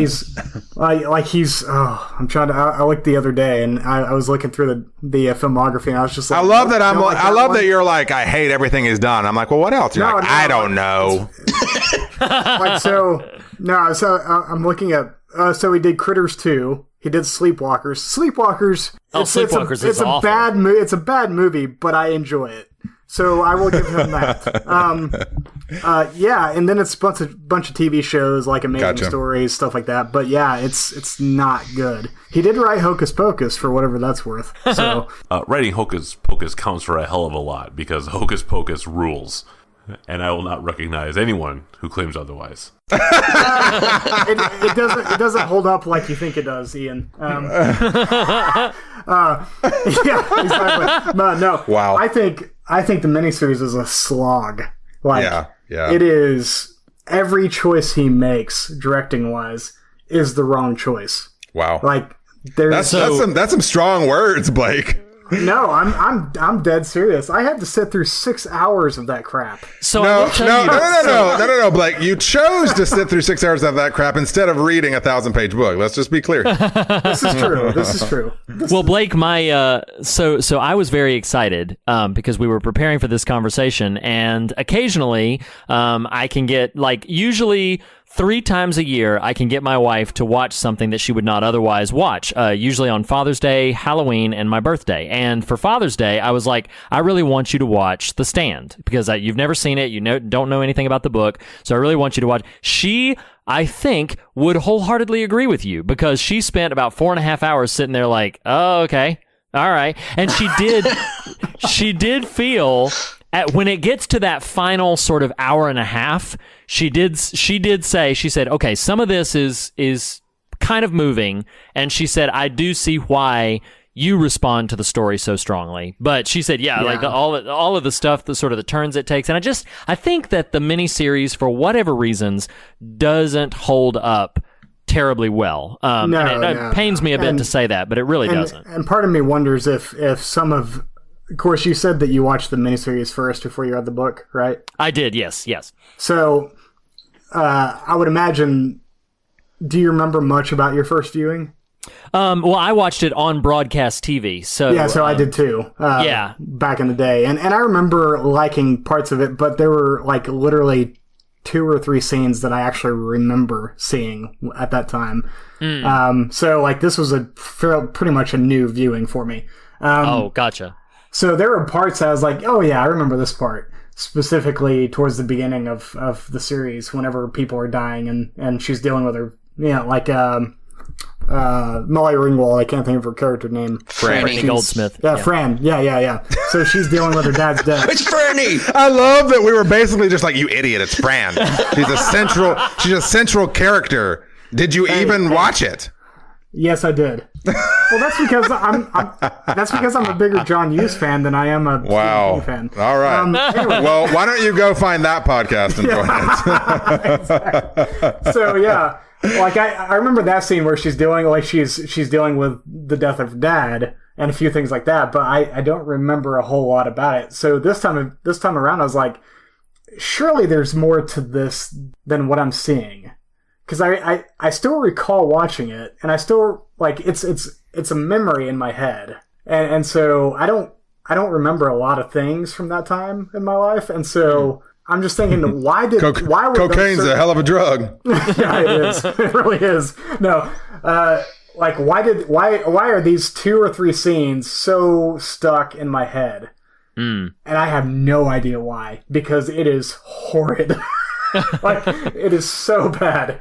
No, it's like that's my biggest dislike. Miniseries wise, like every directorial choice he makes is just a really poor choice. Well, and I don't really have any of the text this time around, especially. I don't really have any real strong dislikes I would point to, but I will say in my memory, and listen, y'all, like I do occasional acting stuff. I understand this world a little bit, not to the degree that people that are in major things like this, but, and so I don't want to knock a guy for getting a paycheck or needing a paycheck, but Corin Nemec is so grossly miscast and sucks. Like he is so bad. He is such a terrible, like re-listening to, or, you know, rereading or listening to the story this time around. I was like, Harold is actually a really interesting character and is not at all in the miniseries. Yeah. No, he's not. I really like the development of Harold, how he, in lesser hands, he could just be a simple cardboard Judas character who, you know, will infiltrate the free zone and explode it from within. I mean, he does that, and yet he goes about it. He succumbs to a despair, right? There is an impotence to his will and his imagination that lead him to habitually victimize himself, and also to project, right? And you know, Stu and Fran become objects, you know, of his hatred, and he aims to kill Stu. And in wanting to further that aim, we see change take place in him, and he is given a genuine second chance in the free zone.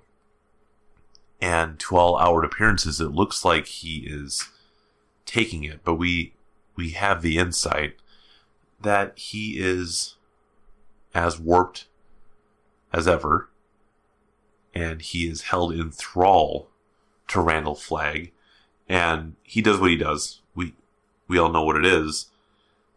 I find it incredibly compelling that he escapes, and that Nadine leaves him behind and says that it's merciful, you know, that, you know, she wants nothing to do with him, but leaving him alone to die is more merciful than what Flagg had planned for him. The dynamic between the two of them is incredibly compelling, up to and including there, that you can esteem someone that little, and yet there is some human part of you that cannot stomach a different end. And we sometimes verbalize, you know, the kind of outcomes we would like some people to experience, that we would like to see them experience. But when it comes down to it, in an actual scenario like this, Nadine simply has to, we might not even be able to properly call it mercy, but just the thought of how it is, you know, quote unquote, supposed to go, she can't stomach it. And I love that Harold then is left by himself, and he toys with the idea of blaming others, but he says, nah, that's not honest. That's not telling the truth. And he recognizes his failure in such a visceral way. It is such a, you know, just punching this hole straight into your sternum and rips your heart out. If you have any lived experience with having failed others and knowing that there was not even a sufficiently good reason for it to happen, that it was just sheer selfishness and short-sightedness, and knowing how you blew it, you know, I wouldn't say that Harold, you know, is a likable character. It's just that I couldn't help but feel for him. And I want to think that I felt for him as a character, and that it wasn't simply me, you know, indulging, you know, self-pity. But certainly in reading Harold, I also read myself. I am implicated in reading Harold. So I hope that both were happening at the same time there. So just the waste of potential that we see in Harold, and it just comes to nothing and it comes to utter despair. And then, later, subsequent to that, I like that Stu insists that, he will be avenged. It takes something, it takes grace to see the perpetrator of an evil as a victim, which is, that's what Boethius would say. The first victim of evil is always the evil person, him or herself, and Stu insists that Harold needs to be avenged as well. So, we don't have to, it's not like we have to dress him up as, he was one of the heroes after all, but it's also, he doesn't have to be paraded. He doesn't have to be burned in effigy, right? He did wrong, undeniably, and yet we don't have to make him into the villain. He was a victim also. And it's hard to navigate that, and I think it is done capably here. So let's steer into, we're the fear of God. We talk about things that are scary. It's Stephen King, the king of horror himself. Like, let's talk about, let's each, throughout one, we can kind of overlap if we need to, throughout one thing that we actually found scary in the story, about the story, character-wise, what have you. I'll start, and I will say this held over for me. I remembered this from the first read through. The Lincoln Tunnel sequence, it's already been referenced. That junk is freaky. That is a very creepy scene. It reminded me of the night vision sequence in 28 Weeks Later in the subway. Oh, wow. Terrifying. Yeah. It reminded me of Daylight with Sly Stallone. I'm just kidding. Well, and I love in the book how we've referenced how Larry may be the most fully realized character in the book ultimately, but I love in the book how that's a real pivot point for him as a character, and then with Rita's death shortly thereafter. But because as a reader, Captain Trips, all these people are dead. So sort of intellectually, okay, it's not like this suddenly going to become a zombie story, and these dead bodies are going to start attacking Larry. So one, it's just a testament to King's skill that you can make a thing that is inherently not going to happen become scary, or at least the scenario itself is scary in and of itself. I love just Larry's journey, like the will required. He forces himself from one end of this tunnel to the next. He ends up firing the gun and not knowing what's happened. And then Rita shows up after she's left him for a bit. They're stepping over these bodies. It's just a really well executed set piece. Anyway, so yeah, that's my scare for the book. I'd say that, and I would imagine in the book, this is a lot more, frightening. At least in my head, I would imagine it would be, is the physical decline of Trash Man throughout the narrative. Oh, yeah. That's rough. Yeah, it's so that, and I actually really like so I did get far enough into the book to get some of the actual book narrative. And I really like the opening scene, like, where Campion is basically trying to get out of that. Like, that's a really well formulated and written scene, especially when you could say that he was the downfall of all nations. Right. So, it's a... Well, and that's such a, you're really good.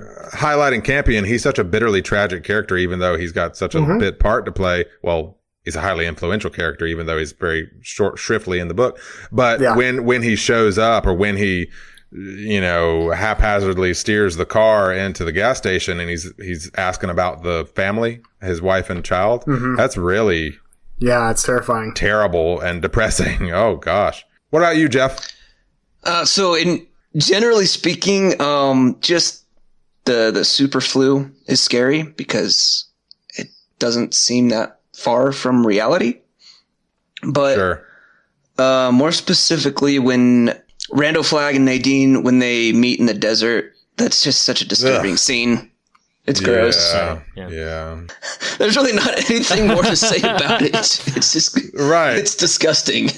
So mine is, I was sitting here thinking, I was like, there's a lot of really sort of impactful moments that I'm like, okay, well, this is something that I really loved, but I was like, what part really sort of like creeped me out or scared me? And I'm going to have to point to the very first time, I think it is the very first time we actively meet Mother Abigail, and she has to walk to the neighboring house and collect sort of the goods because the people are coming, and so she has to collect the chickens, and she's got to prepare everything, and then her walk back home. Oh, with the weasels. When the weasels surround her and she's out there with the corn. And I remember reading that, and I remember thinking, because I was really, King's such a visual artist at times where he really just puts you there, where you can clearly visualize what they're seeing. And I'm like, oh, dear Lord, just this mountain of eyes, these glowing weasel eyes, like surrounding her, and this frail, more than a centuries old woman struggling to get home, and just the weight of all of that. Just she's up against natural forces and supernatural forces, and that whole thing really sort of set my spirit on edge, as it were, of just this sort of where it kind of put me is that, obviously circumstances are dramatically different, but I'm like, would I show that level of courage? Because at least the people at the end, the sort of stand, as it were, they were sent. They were given this very clear, distinct mission, and sort of had a few weeks to prepare for their eventual thing. She's just on her way home, and suddenly this flood of sinister forces are surrounding her, and so that sequence really stood out to me as not just as a powerful moment, but as something that was genuinely unnerving, unsettling, and very creepy to me. And I love how it resolves too. But yeah, that's my big scare. Definitely. I mean, who likes a weasel? Not me. Scares. The tunnel sequence is definitely up there, and it is a hinge point for Larry. And one of the distinctions that's usually presented to separate literary fiction from genre fiction is that literary fiction has stuff that, strictly speaking, isn't necessary to the plot. And that's this entire sequence here. That could be bypassed entirely because it does not in and of itself move the plot forward, and yet it's vital for grasping who Larry has been and who he's turning into. And the ardor of having to negotiate the tunnel and just the constriction of death that means, because it literally is that. And at the very same time, it is symbolically that. It is leaving behind death. It is penetrating through this corridor that I think typifies perhaps where it is literally where Larry comes from, but he is leaving that behind, right? And that is the service that it renders. And that's not something that maybe we expect from an author whose books are available in, the paperback rack at a grocery store. But that sequence does that and does it wonderfully. Another scare of a more like existential dread kind of sort is Nadine knowing what her destiny is and not having any real way to escape that. The sheer knowing that it is coming, its inevitability, and the seeming powerlessness to choose another course really bothers me as I ponder that. And the only escape from it is to provoke your own death. Like, that is extremely hard hitting. And I think that the miniseries, it can't come close to replicating the terror that is there for the literary Nadine, but going back and looking at what I could with the time that I had, that stuck out to me as well, because that's what we feel like so many times with lesser things, that there's a future that we fear that we are destined to inhabit, there's a future version of ourselves we fear we're doomed to become, and we feel that angst, that dread of all routes seem to lead only here. And yeah, that really lodged itself somewhere between my brain and my heart, watching the miniseries and revisiting some of the text. And I didn't like jump out of my seat when this happened, but it's such a nice touch.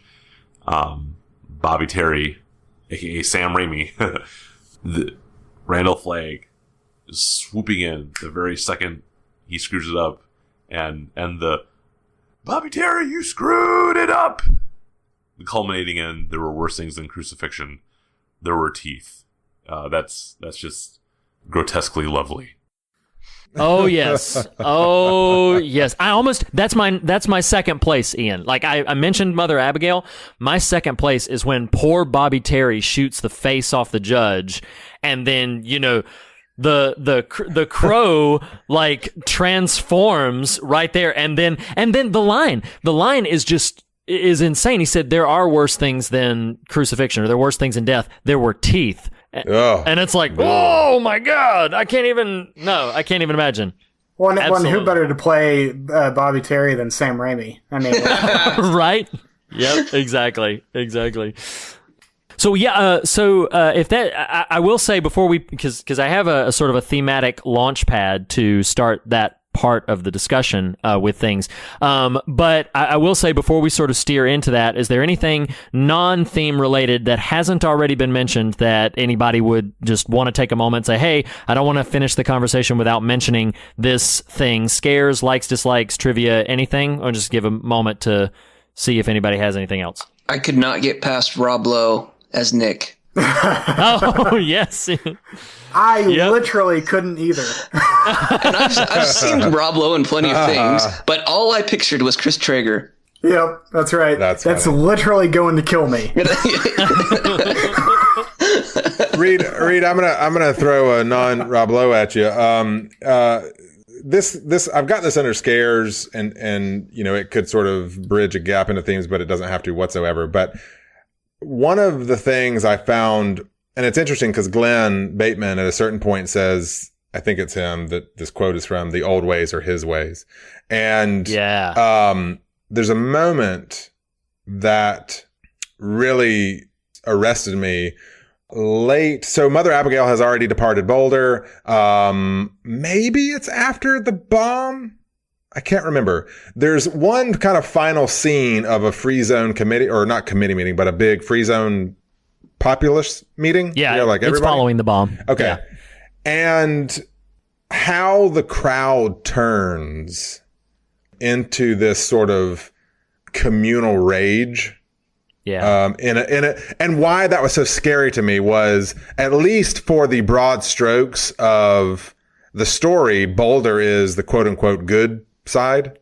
And what happens when that sort of communal rage happens in the quote unquote good side of things, and what we do where rage exists where it is not supposed to be. I don't know. That was a really kind of scary, old ways or his ways kind of moment for me. It was pretty cool. Yeah, I agree. Yeah, go ahead, Ian. So, I know that sometimes I am characterized as a Luddite, so it will not be a surprise to some people that I enjoy that Flags Vegas is a technocracy that prides itself on efficiency, and the Boulder Free Zone is a bit more haphazard. It's organized, but it's low tech. And yes, I like that the contrast is there. I think it's important.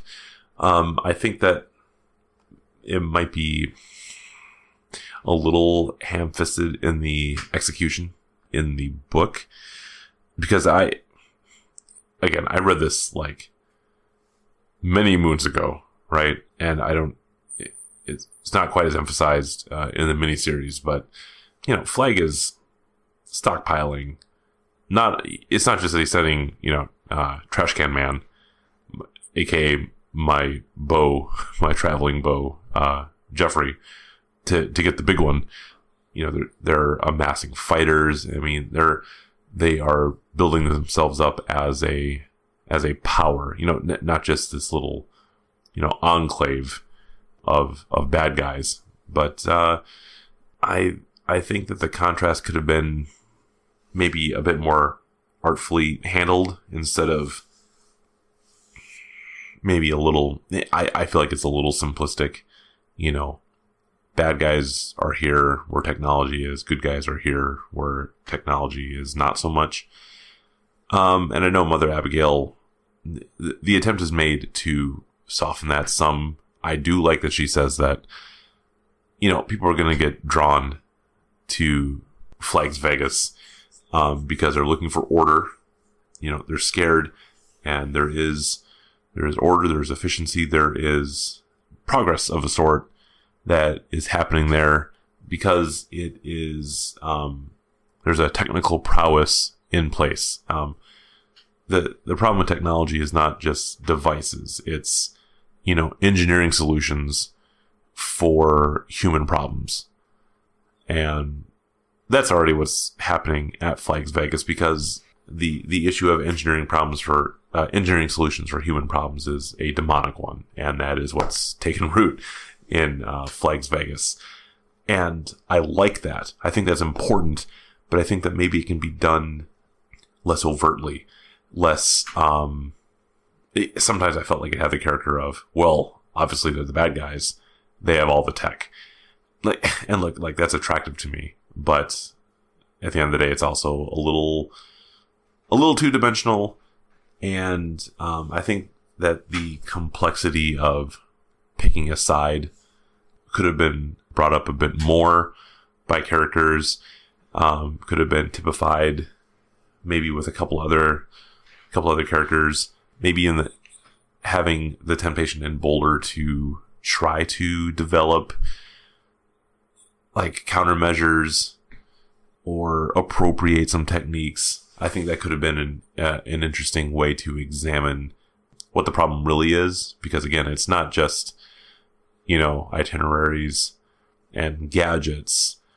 It's the ground and the motivation for reorganizing, the human project according to the rules of developing an app or software. That is where the issue really lies. Yeah, it's what Glenn Bateman says, that he's going to have the trains running on time. And I was like, yeah, that's the efficiency of it. Well, and it harkens back to all those old statements of like the devil is in the details and all of these specific sort of touch points of how, there's an efficiency to evil that may not necessarily exist the same way for good. And that is definitely compelling. That's why it's so easy to fall into, is because it's so efficient.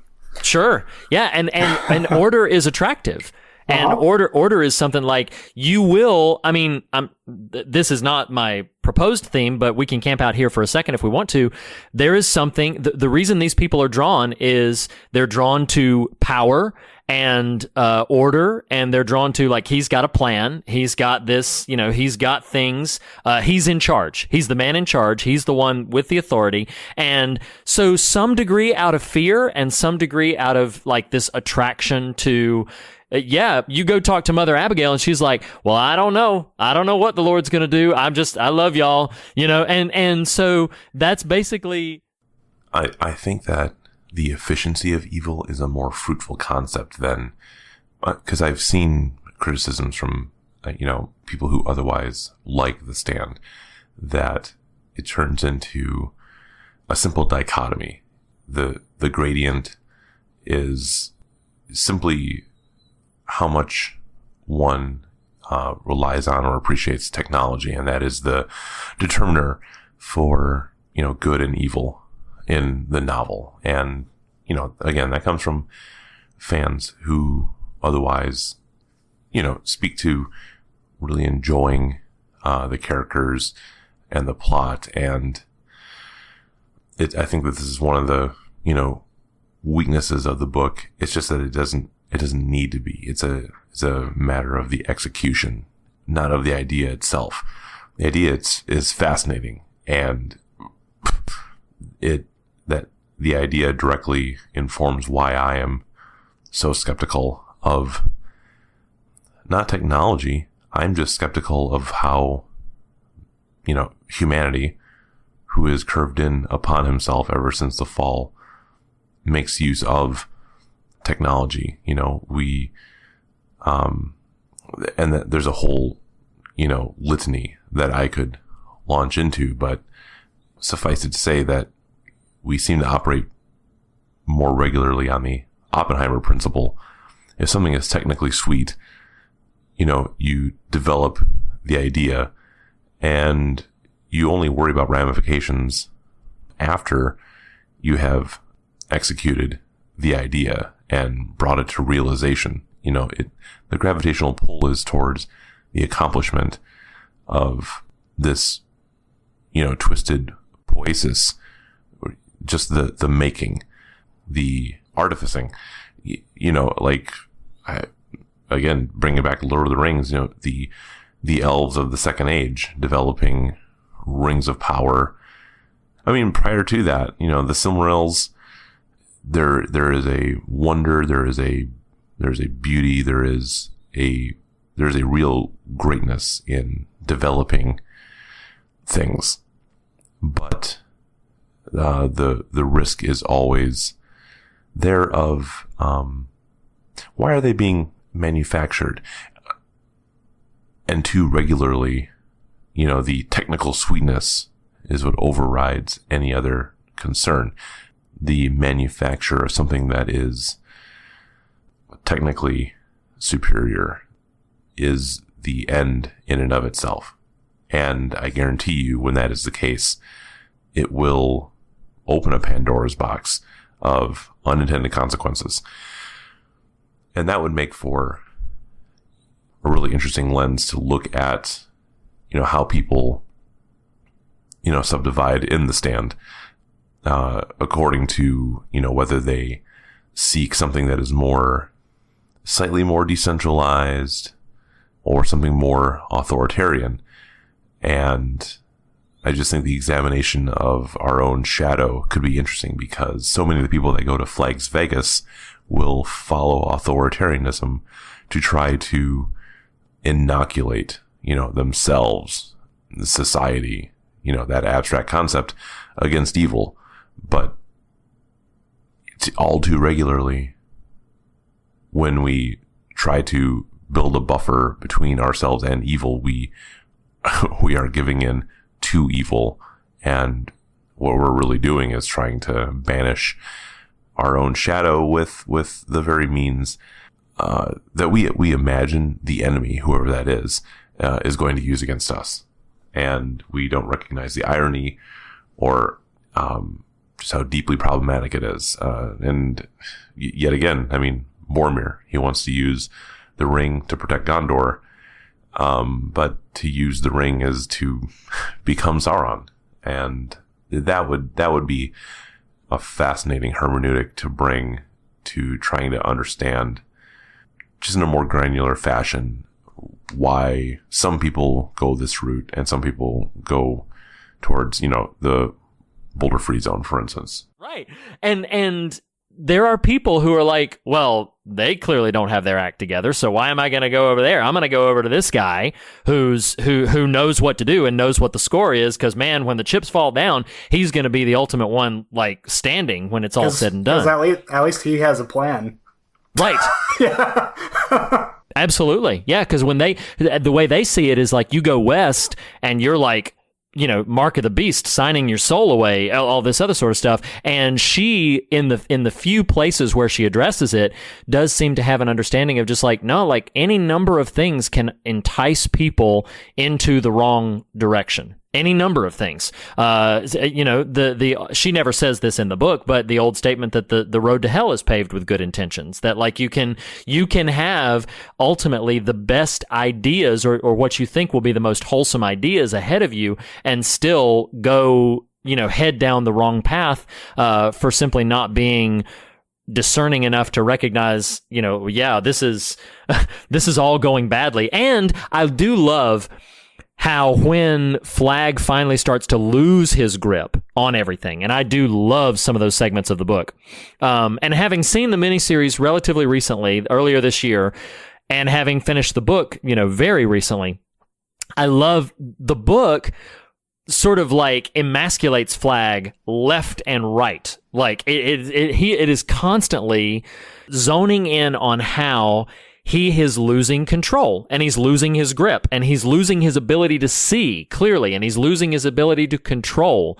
And that really resonated very strongly with me, because when you navigate the way he does by, this sort of magician's power and this sort of way of like, I'm going to be charismatic and I'm going to entice by fear and threat, and I'm going to crucify the drug addicts and I'm going to crucify anybody that disagrees with me, and I want these Boulder Free Zone representatives so I can put their heads on poles, and that's what he wants to do. And when you navigate that way, that is terribly, terribly fragile. It's not ever really explicitly stated in the book, but I love that there's a distinct impression that leading by that kind of power is terribly, terribly fragile.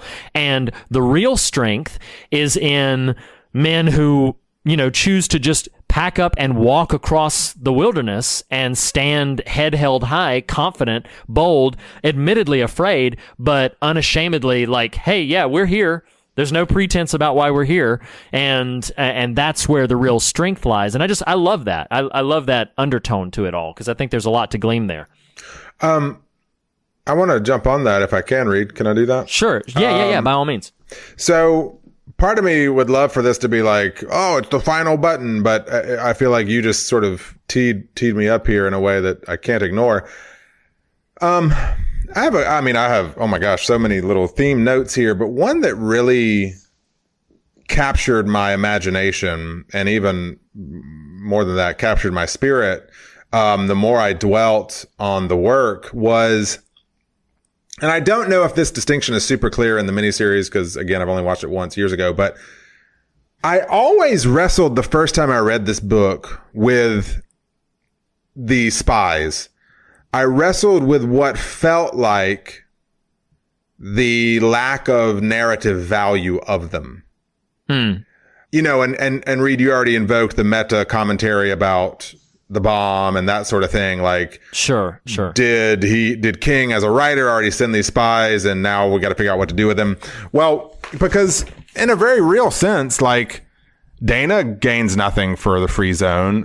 Judge Ferris gains nothing for the Free Zone. Tom returns from Las Vegas, but doesn't really gain anything for the Free Zone.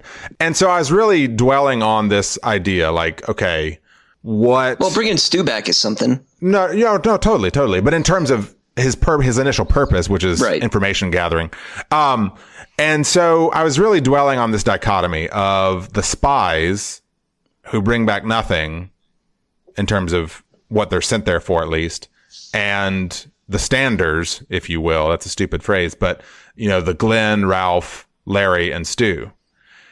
And something that really captivated me, and we can sort of thread this through current culture if we want to. We can just sort of camp out here. We can move on to other things if we need to. But what I was really arrested by is, the book is called The Stand, and I feel like there's something powerful about how so I think it may be Glenn at some point, or another character of his sort of similar intellect at some point references, maybe even Mother Abigail, references Las Vegas as this place of secrets.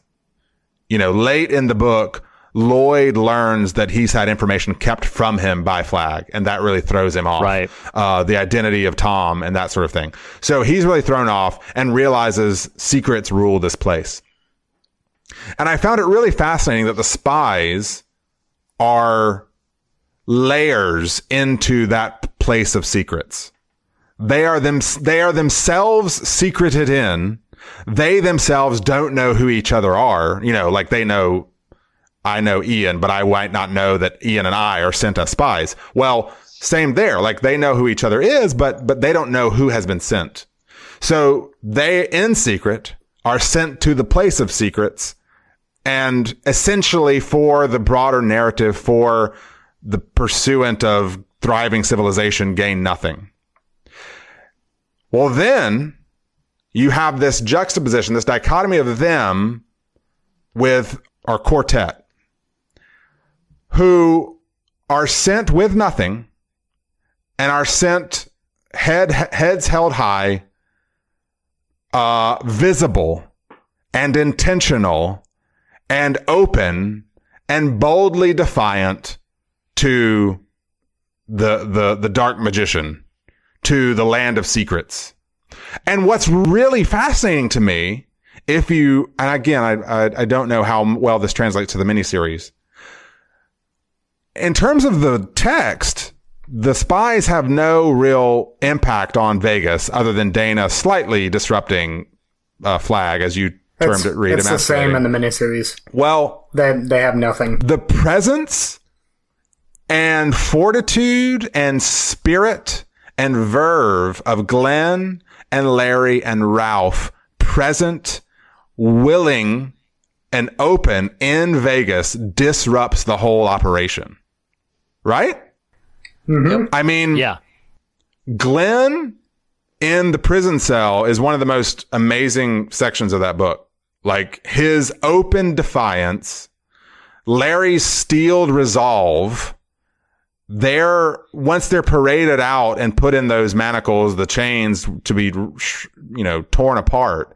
I don't know. I think all I'm trying to prop up here for potential conversation is this really fascinating dichotomy of what happens or doesn't when we secret ourselves and enfold ourselves in the machinations of, I don't know, let's call it the world or, the dark things or whatever.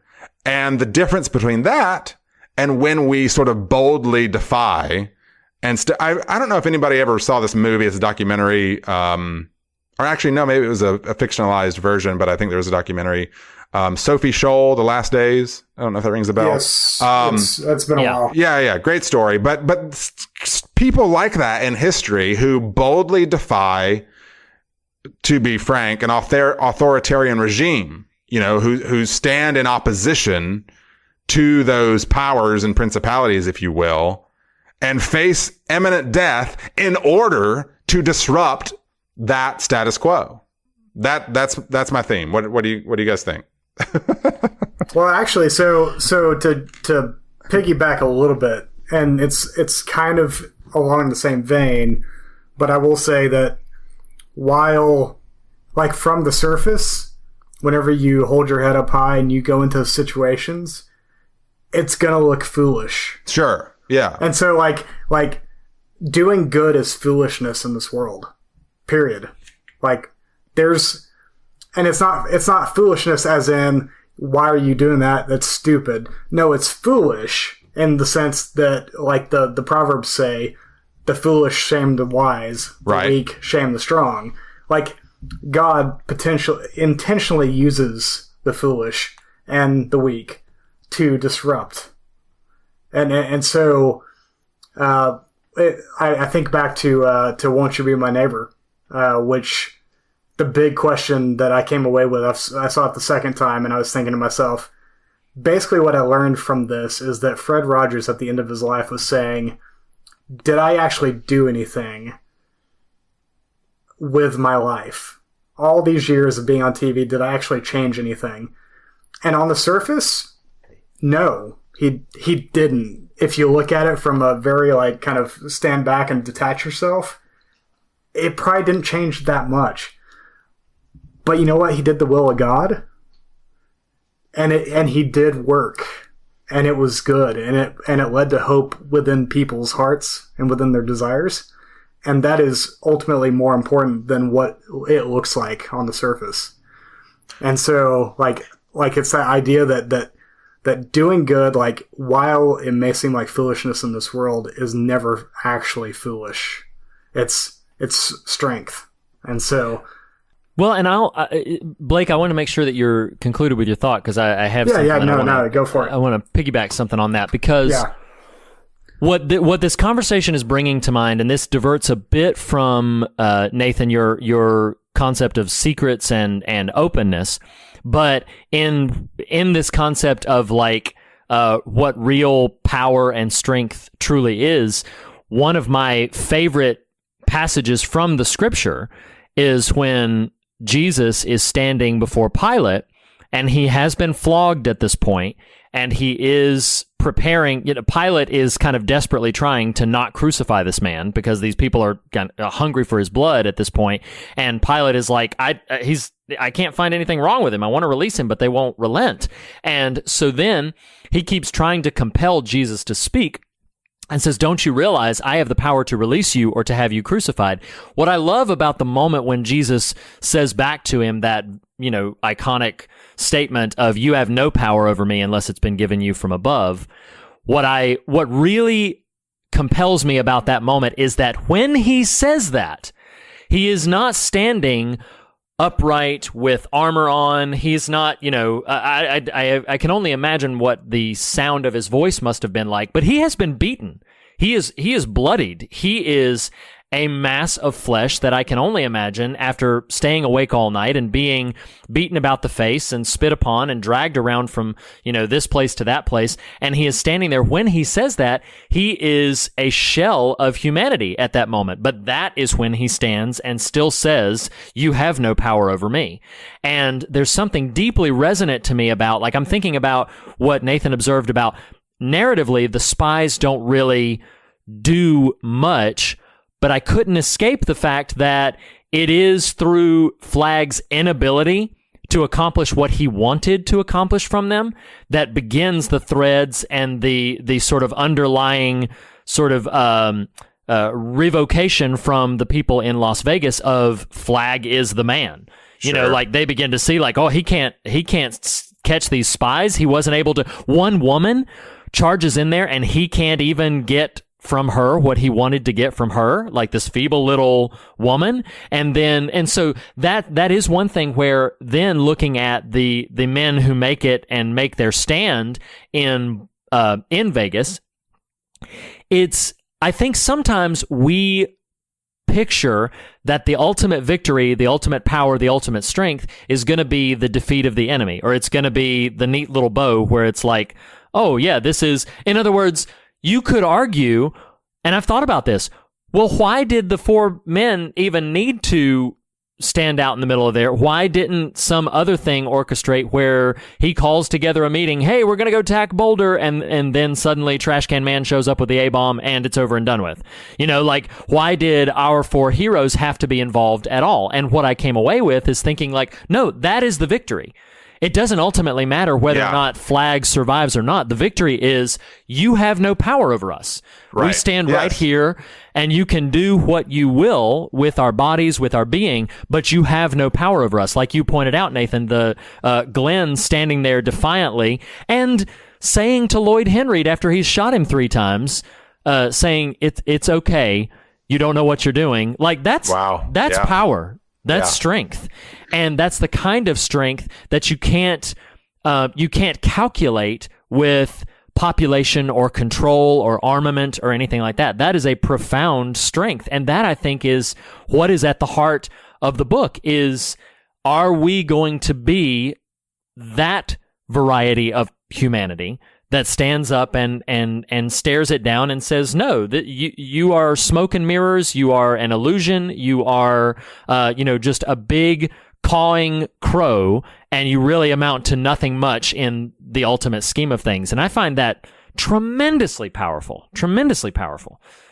And I can use that to, unless I'm going to ask one more time, unless somebody's burning to piggyback on that, I'm going to segue into one sort of additional thought. Everybody good? Well, I kind of like to share a personal experience about what you're talking about. Please do. Okay. Please do, Jeff. So, like Nathan, I have a hard time staying plugged into church. I've kind of been going off and on to this church. Don't throw me under the bus, brother. I'm just kidding. No, I'm empathizing with you. I know. I'm just kidding. So I've been going to this church on and off for a couple years, and I just have a really hard time getting plugged in. This new church opened up last month in my little community. So I went to check it out. I went to the wrong address, ended up walking into the service late. It's only 60 people in the church. Only seats left are in the front row, which I hate because I don't like the spotlight being on me. I just want to do my thing. So they had this guest speaker who was the pastor's ex-pastor. And he starts the sermon saying, today's lesson is going to be on lies being told in the Christian community. Uh-oh. So I'm like, okay, this could go one of two ways. Anywhere. And it's going to be really bad or maybe pretty good. So the first thing he talks about is Chelsea Clinton and abortion. And I'm just like, what are you doing, man? He says some other politically charged things. And I'm like, am I going to have to just get up and walk out of this? Like, this doesn't feel welcoming to anyone but a certain type of person. And he ends up saying, according to the Bible, we're only called to help poor people if they're trying to get out of poverty. Oh my gosh. Oh my gosh. So, I had that exact response, and I felt like I should get up and say something. But if you've gathered anything about me just on this podcast, it's that I'm a man of few words. I don't like the spotlight on me. So front row, I just get up and I walk out. And part of me felt silly and foolish, but part of me was like, I had to get out of it. So I guess what I'm getting at is, for me, that was taking a stand against false Christianity. Everything I know about Jesus is the opposite of that. Mm-hmm. But I guess I struggle with maybe I should have done more. And I can sympathize deeply with the feeling of like you want to correct. Yeah. You want to make this sort of bold declaration, as it were. And I do think that dependent upon the situation, that may be called for from time to time. I would venture to say that, purely speculating upon the story that you've told, I would venture to say that, like, yeah, it's entirely possible that you might have tried to say something like that and it would have just ultimately turned into a futile argument, and you might have left feeling sort of maybe I didn't do the right thing, maybe I did, I don't know. It's very difficult to speculate about how those kind of moments play out. But I think in this conversation about like what can I do and am I doing enough, I am not trying to be silly, Jeff. I'm really not. But I'm like, I'm going to lean a little bit on Mother Abigail here and be like, I don't know what you're supposed to do when you get there. I just know you're supposed to stand. Like, I don't know how it's all going to play out. And I think sometimes that's as much as we have to go on. I mean, I think if we're just really talking honestly about the mystery of faith, sometimes that's as much as we have to go on, because sometimes the enemy has this concrete plan that they go and lay out and be like, I'm going to do this, and then I'm going to do this, and then I'm going to do this, and this is going to be my ultimate strategy. And the mystery of following the Spirit is you don't know where the wind's going. It blows this way, and then tomorrow it's going to blow that way. And that's what the Spirit is, and that's what the Spirit does. And that's not to say that the Spirit is inherently anarchy. I hope that I'm not coming off that way. But it is, I think it is imperative that sometimes we don't know what to do. And I think in answer to your question, could I do more? Should I do more? I think all we can do is stand where we are, and I'm really not trying to use the language of the book and the material to be very bumper stickery or very pedestrian with it. I think all we can do is simply just sort of take our stand and be like, no, I'm not gonna be swayed by that. I'm not gonna be pushed over by that either. I'm gonna plant myself right here, and having done all that we can, as the scriptures say, then just to stand in that place. So this is a feeble attempt to encourage you to say like, hey, no, sometimes there is more to do, and I think when you reach a situation that maybe there will be more to do, that you will then have the impulse and the feelings to do more at that time. But I also don't want to gloss over, like, if there's anything Reed and I want to make happen for each other and for people who enjoy the fear of God, it's like, to drill this down in a very practical way, these things we talk about on the show in a very practical way. And you just outlined something very specific. But I think for me personally, I think more often than not, a disruption can be a very holy thing. And I don't want you to discount what it sounds like you might be, and maybe I'm misreading, but I don't want you to discount what your act, even if it was not intentionally as this sort of defiant sort of thing, but your act of disruption has ripple effects that you are unaware of. Someone who may have been feeling similarly to you, that sees you act in that regard and maybe experiences some validation, experiences some, sort of sense of encouragement, like, okay, maybe this is not these things that are being, sent down from on high are not exactly Jesus, if you will. So no, I mean, I think that's a very valid story in the sense that, and that's what I was trying to convey with this juxtaposition of the spies versus the others. They are sent blatantly as disruption to the ruling authority, which is Randall Flagg in Las Vegas. You know what I mean? Mm-hmm. So no, I think that's very applicable. And I'm sure that must have been very difficult to do. And you should take no small degree of encouragement in just the fact that you were willing to take the stand that you felt you needed to take at the time. That's no small thing. It really isn't. Yeah. Appreciate that. I think that is so excellent, Jeff. And that's the fact of the matter is, because the stand does a more faithful job in so many ways of depicting the need for unremarkable people to make a stand.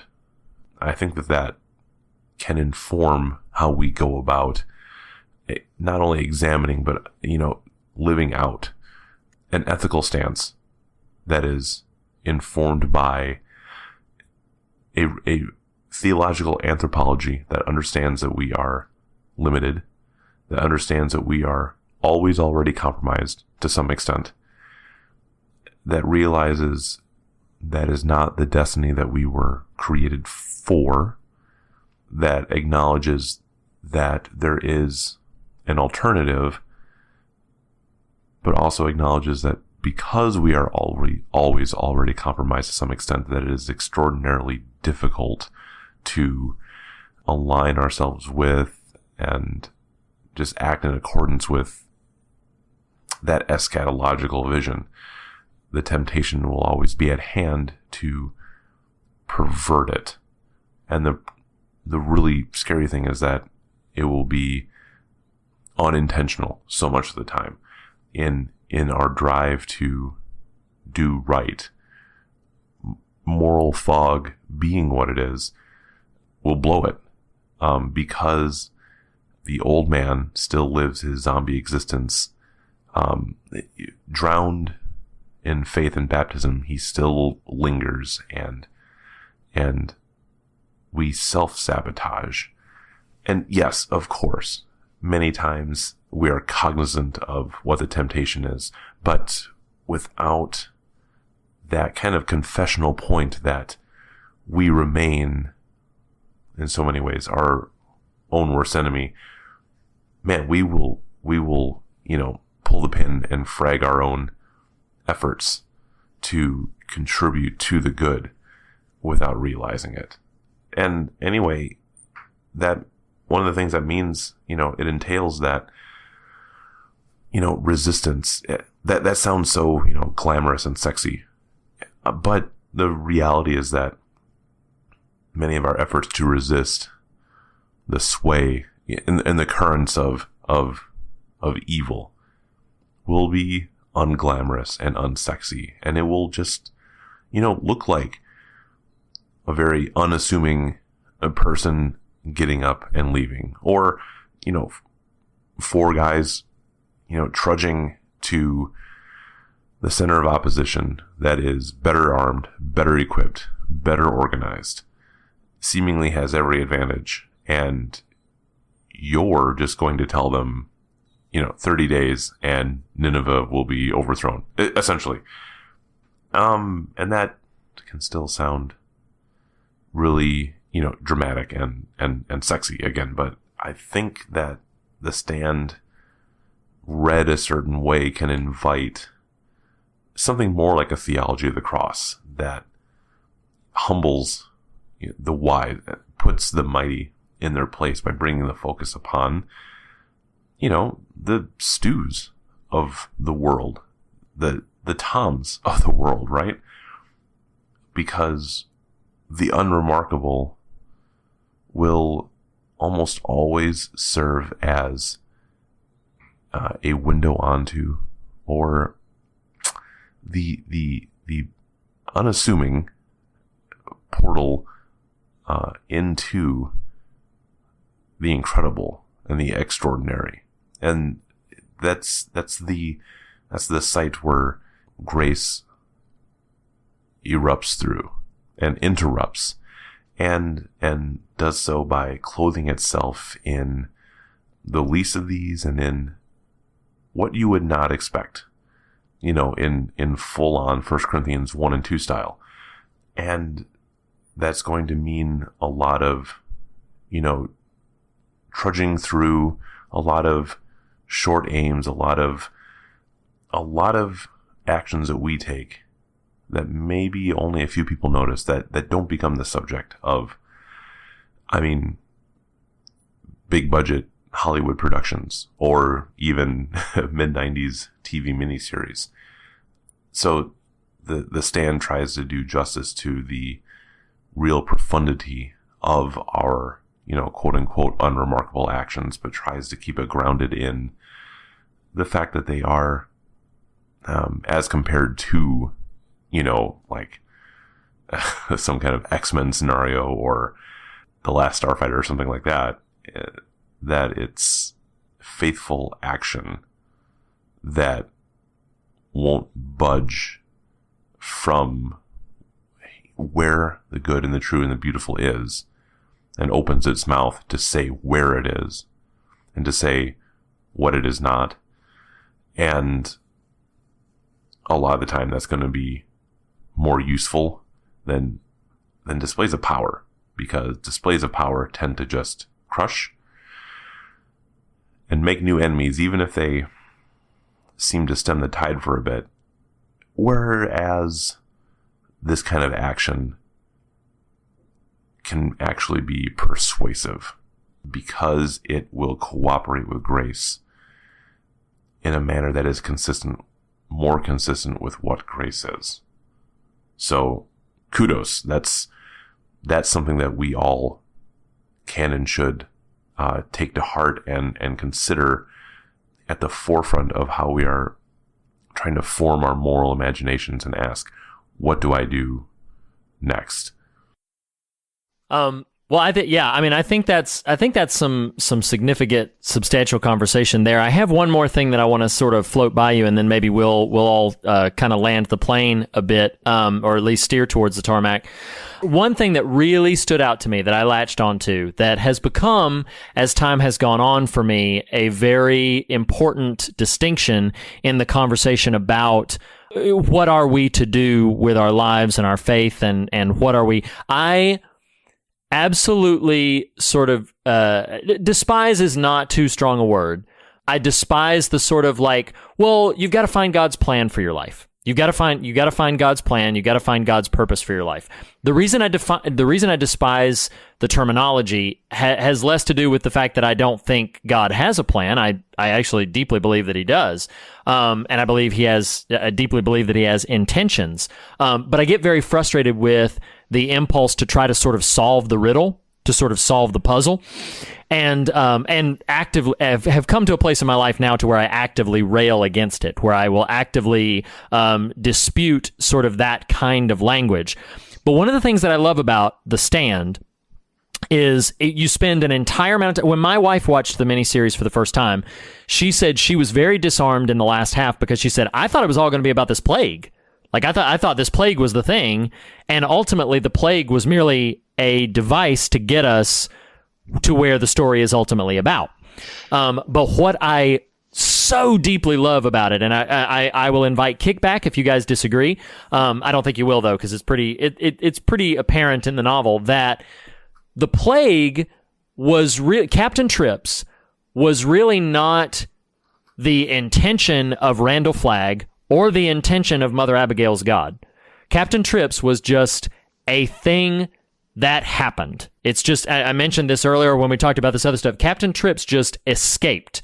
Like, it just happened. Randall Flagg, and this is what it stuck out to me this time around. When we're first introduced to Flagg, he's almost like this force. He doesn't even really know like where he's going. He's like, is this what's happening right now? Yeah, I think this is what's happening. I think this is what I'm going to do. And I really responded very positively and strongly to that, because there could be a tremendous amount of, like, we look at things in our lives and we would say, well, what's the meaning behind that? And with sensitivity in my heart, if not in my words, I cringe every time somebody like speaks to the funeral of an accidental victim or a suicide victim or a young person, and they try to infuse some sort of meaning in what has happened. I understand that they're trying to be sympathetic, they're trying to be comforting, so I don't want to be too dismissive of that impulse, but in trying to sort of explain it, then they ultimately sort of introduce very, very misguided theology, and often can make the moment more painful than it would have been to simply be present in the moment with them. And it's really easy to look at something like a Captain Trips and be like, oh yeah, well, what was the intention behind this? And what was the intention by the people that survived? It's why, as we referenced earlier, that's why I love that chapter. Because it's like, yeah, these people survived. These other people survived. But then all these other things happened. Then these other things happened afterwards. And so what I want to scratch at a little bit is this idea that we're talking about taking stands and making stands and you know, what circumstances come to our lives that we can control and not control. And I think as I've grown older and just experienced a bit more, and how I'm kind of trying to understand the world around me, is I'm thinking more and more that there are just simply, if I can, you know, beat a dead horse phrase-wise, that there are simply things that happen. This is just a thing that happened. Whatever happened, happened. Whatever happened, happened. Yes, there it is.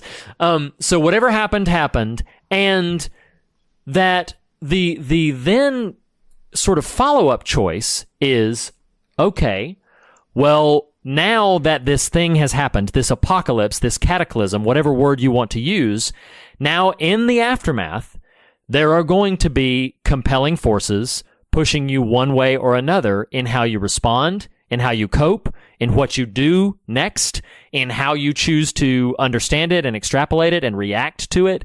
There are going to be forces that are going to pull you one way or another. And that's what I love about the way Captain Trips sort of just fizzles out. As Nathan mentioned earlier, there's no sort of big mystery about it. It was a biological warfare thing that got loose and wiped out much of the world's population. And now these people kind of have to, in misty ways, follow, you know, these dreams, as it were, to their disparate sides.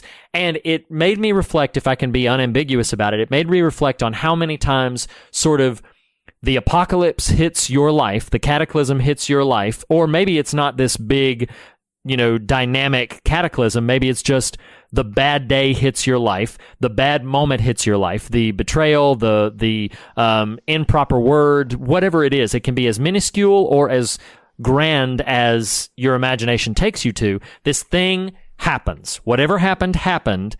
And now you have to actively decide, well, where are you going to go after this? Right. And to use King's, you know, metaphorical novel here, it's not a metaphor, but you guys understand what I'm saying. You're either going to drift towards Vegas or you're going to drift towards Boulder. You're either going to drift towards we are standing whole and ourselves, or we are under the thumb of this order, this plan. And I sympathize deeply with people who would respond to a cataclysm by saying, like, I'm desperate for somebody to just tell me what it all adds up to.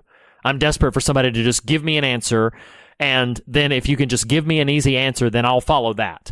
And, I'm deeply sympathetic to that, but I think it's a very difficult choice and a complicated and frequently painful choice that we have to make for how we are going to stand in the midst of cataclysm, in the aftermath of cataclysm, and, where are we going to find ourselves? And unlike how some people try to extrapolate it, I don't necessarily think that, if we want to use this language, the enemy of our spirits is the orchestrator of these cataclysms. Reed. What? So like, listeners don't know this, but and you trio who are joining the Fear of God, Reed and I are usually like Skyping with each other and can see each other. So you don't know that right now because our cameras are off. I'm like rocking in my seat, wanting to just like layer on what you're talking about here, Reed, because you've really dialed in on something that was another major theme of mine. And this is not at all pivoting away from you, but in fact, building on that, like something I really wrestled with in the reading of this. And I have in just sort of generally observing, especially Christian culture, but it can be undeniable how much the Christian culture has radiated out into just, Western civilization over the course of centuries. Well, this question I kept coming back to, and I was trying to figure out, okay, is this even applicable in the text? And I do think there's a way it all works together. And Reed, thank you for the keys to this kingdom. So one thing I kept wrestling with, it was like, and I wrestled with this in the real world. And it became sort of granular in the reading of The Stand, is why do we crave Armageddon? Why are we like desperate for it all to go up? And if you listen to the show for an extended period of time, Reed and I loved the show The Leftovers. It posits a question in its third season. What happens when Armageddon or when apocalypse doesn't happen? Like, what do we do? And so I'm sort of retuning that question a little bit, and I want to sort of build on where Reed was and hopefully spin off into some conversation with the rest of you guys too. But like, why do we crave Armageddon so much? And because I really think we do. And I think it's because it absolves us of the good we're called to do right now. Because it lets us wash our hands. And say, well, it's all going to end anyway. The super flu is going to take us out. Holy fire is going to rain down from heaven and take out those people. So I really don't have to worry about my next maneuver, my next step. My wife borrowed this phrase from an author she likes. I don't remember exactly where the source point is, but we've tried to implement this sort of phraseology and ultimately this sort of methodology in our daily lives. Is what do you do when you're faced with X, Y, or Z? Okay, you do the next right thing. You do the next right thing. Like you figure out for you in the scenario what the next right thing is, and that's what you do. And I think we are so unwilling to do the next right thing. And so instead what we do is just say, well, it's all going to burn anyway. I'm on the side of good. I'm on the side of the Christians or the church or Jesus or whatever sort of, kind of weird misaligned sort of thing you've adopted that you're now calling scripture or the church or Jesus or God or what have you. You sort of appropriate those things onto your motivations of not doing the next right thing in favor of, well, it's all going to burn. At least I'm not a Muslim. It's all going to burn. At least I'm not gay. It's all going to burn. At least I'm not those people, whatever, fill in the blank. And I just think it scares me. I don't really scare easily. I do live with a lot of anxiety these days. I don't really love the culture we're in, but I don't scare easily, but I do get a little friggin' freaked out by what feels like the church's desperation for Armageddon, because I think we're unwilling to take that next right step, And I think, and Reed, my intention was to build on where you were at. I hope I didn't take it too far afield, but that was what I was hoping to do. No. Yeah, I think it's very prescient, and we have guests here. I want to give them a chance to respond as well. But I will say just one thing is like I do think no, I know that's what I'm saying. Like, everybody get ready, and then I'm gonna let you talk. So no, I do think you built upon it. I think yes, we hunger for what is the easiest, clearest, most understandable path. Right. And I think that in his incarnation, in his movement of the people throughout Scripture, God just simply does not break down that simply all the time. He just he just does not lay out. It's what I call the Betty Crocker God, where it's like you want the recipe, you want the formula, and then and that's why I think Armageddon as a concept is so attractive, is because I think a lot of people are just like, yep, well, I'm on the right side, so it all can go up in flames for all I care. And yeah, you're right. It does give them the freedom to just like wash their hands and be like, oh, I don't know. I mean, Flag's going to do whatever he's going to do. I'm just here. It gives them permission to preach from the pulpit. If the poor really wanted out of their poorness, they would work to get out of their poorness. Yes. No, and I'm for real. That is a perfect illustration of absolving oneself of the next right thing. You know? Oh, so kudos to you, Jeff, for walking out of abomination. Yeah, I'm just kidding a little bit there. Yeah, that's but it goes back to what we were saying earlier, that's the efficacy of evil. I mean, yeah, right. I mean, it's super easy to not choose the next right thing, like you said. Right. Like it's super easy, and it's super, people often, like there's truth to the saying that, you know, rich people don't get there by being good. And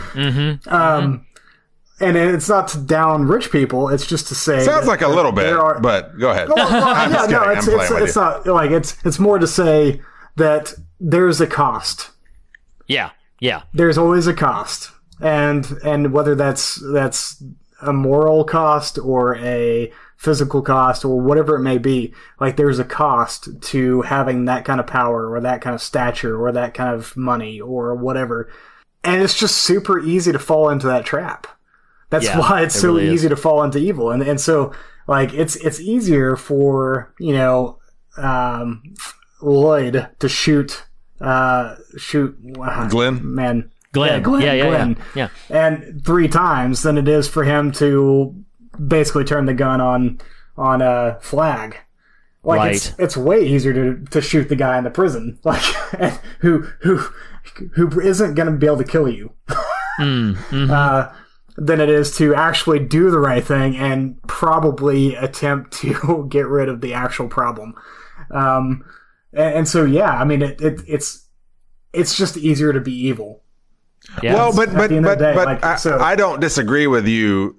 That statement ideologically, but I do think the problem is not it's easy to quote unquote be evil. The problem is it's easy to just live our lives and not worry about anyone else. That's the easy part. Yeah. Like we would bristle and we would, how dare you, Blake, call me evil? Like that's the struggle is to be cognizant of the next right thing means you have to be cognizant of your own life and how your own life impacts those around you to know, well, what the hell does it mean to do the next right thing? Let me actually think about that and reflect on that and meditate on that. Ian and Jeff, I'm stirring the pot here for you boys. Jump in whenever you want. Okay, come on, buddy. Bring it, Ian. Yeah, the thing is that, look, sometimes it just happens. And you know, it's frightening for a Christian to, I mean, at least in a post-Piper world where for several years it's been mainstream, you know, with the young, restless, and reformed movement to just treat God as the omni-causal reason for everything that happens. And that is just not the traditional confession of what God's direction of all things looks like. I mean, he's the one, yes, who underwrites all that is. I mean, he writes the checks that make the agency of creatures possible in the first place.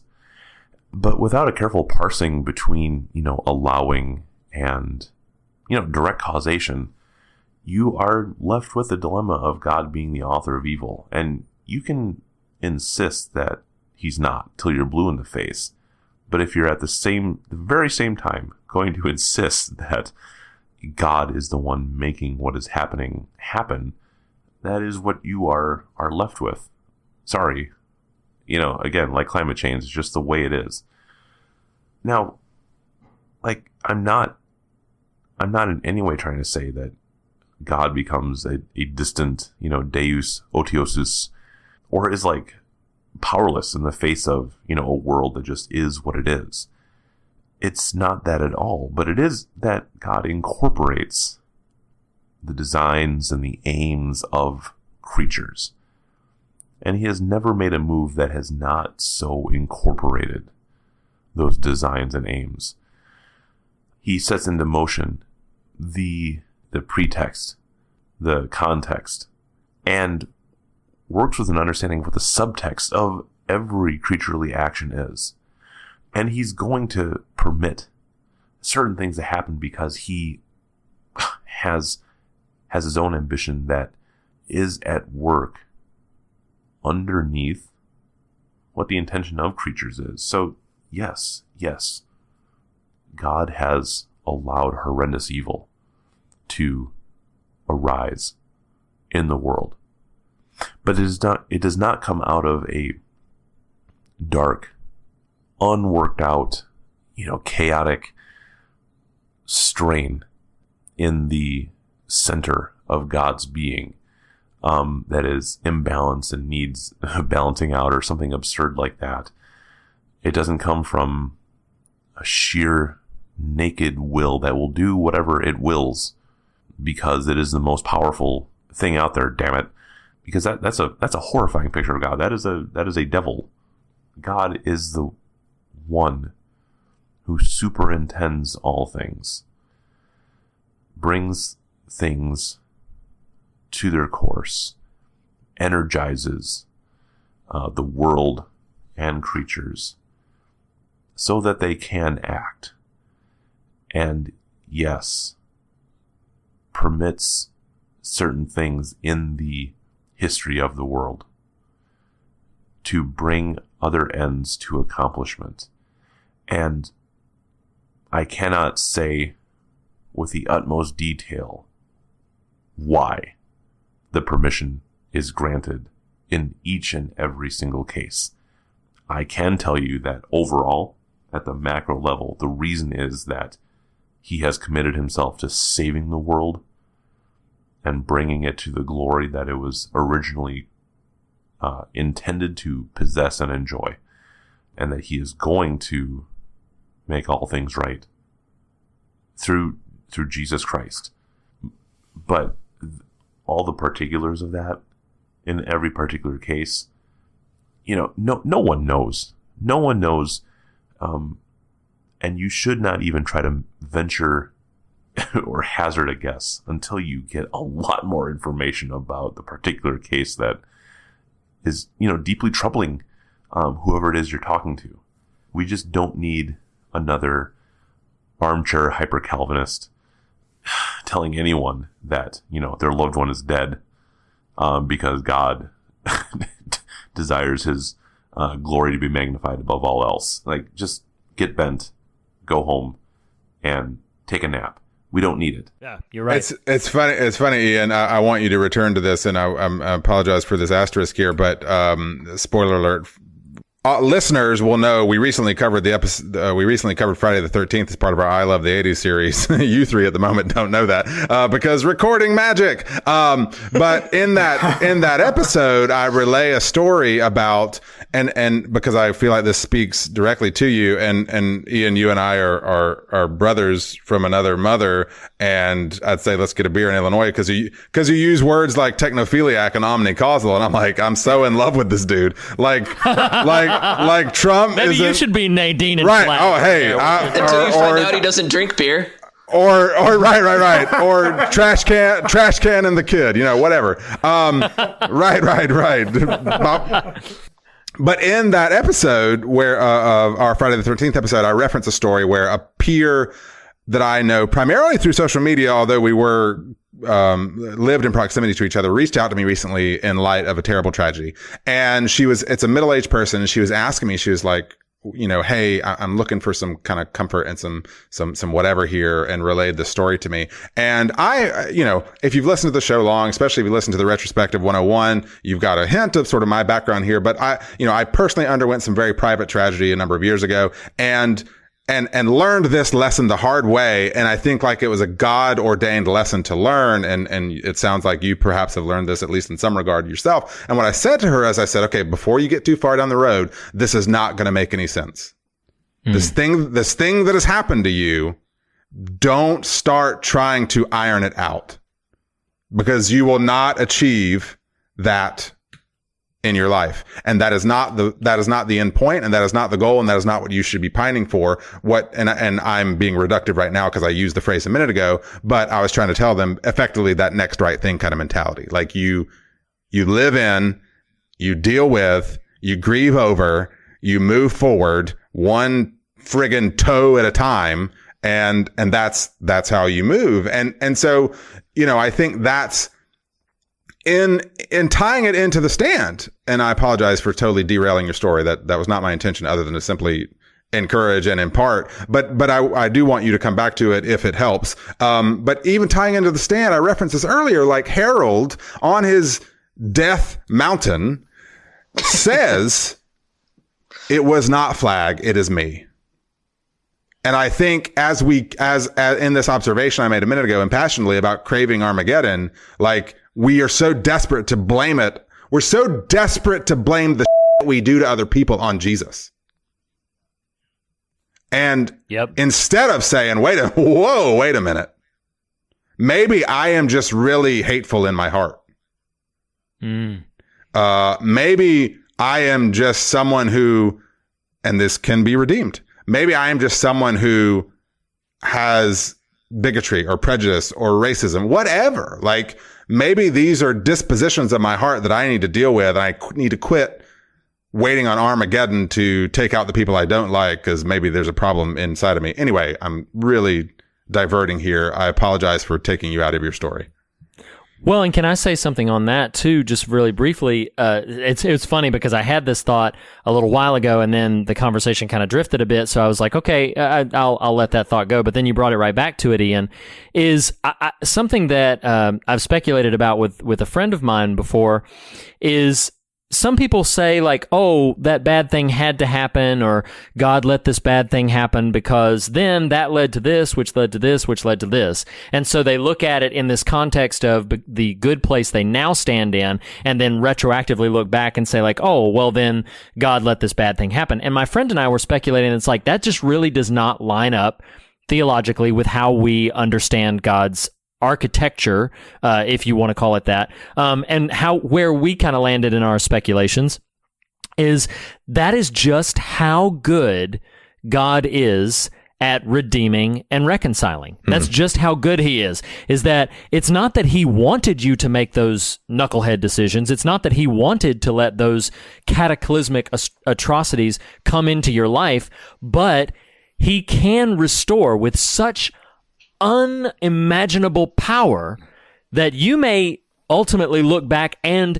think that maybe they were supposed to happen because you can see no other way that they could have gotten here. And that's just a testament to the effectiveness of God's redemptive power.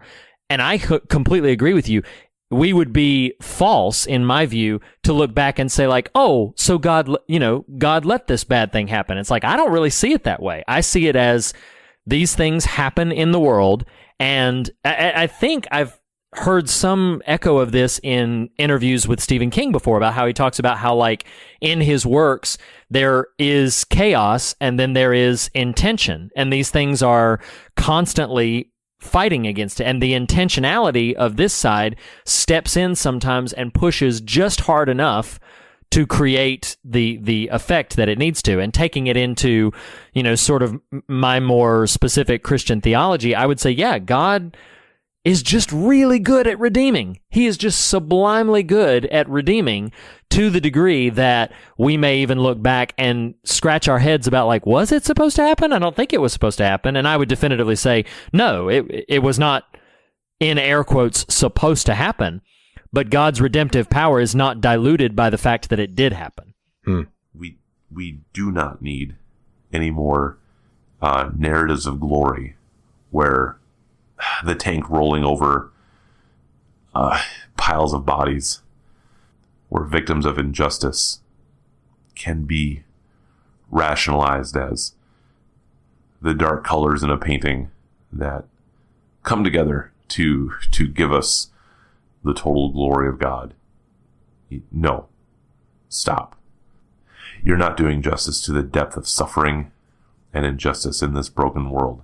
And it's the same justice that God demands in theological honesty on our part in describing the way the world really is and the way that he really is.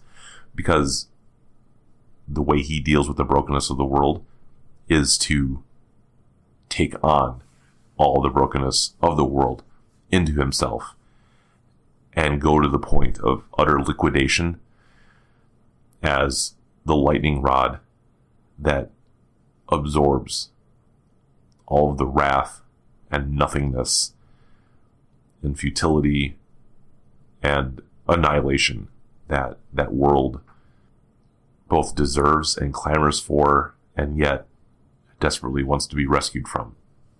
And he sees to it, because he really does care about creatures and the suffering of Christ at the cross. The horrors of the cross reveal what the heart of God actually is, and reveals his real priorities, which is to heal creatures and bring them to their proper end. And it does not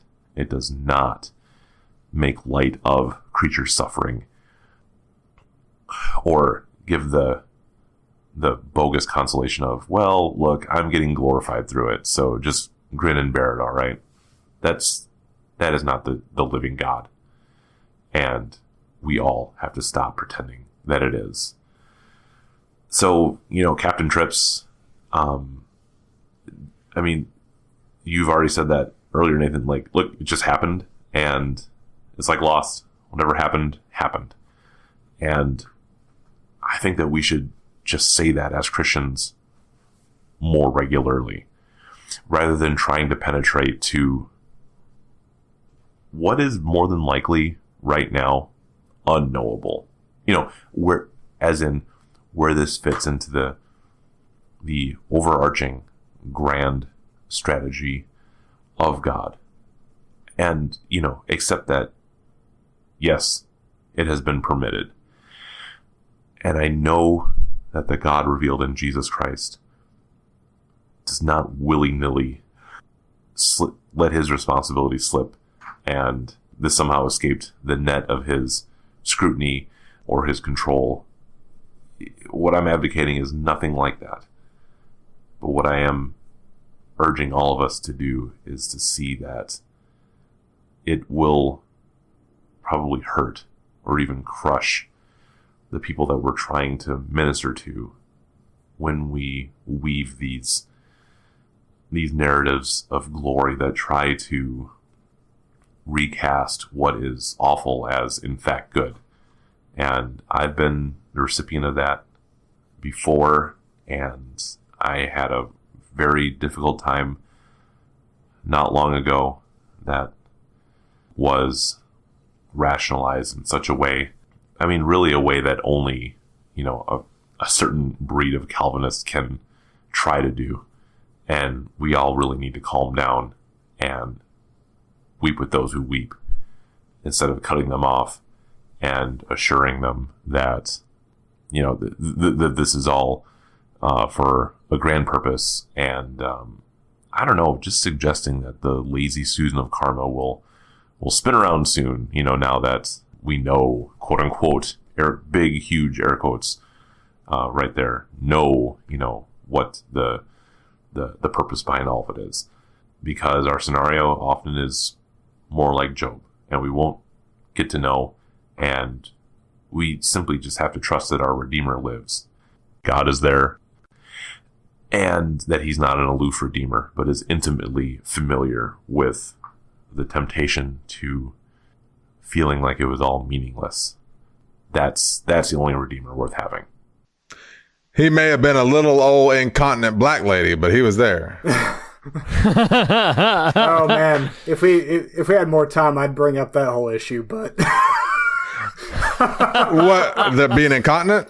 Like you share the magical Negro trope. Real quick.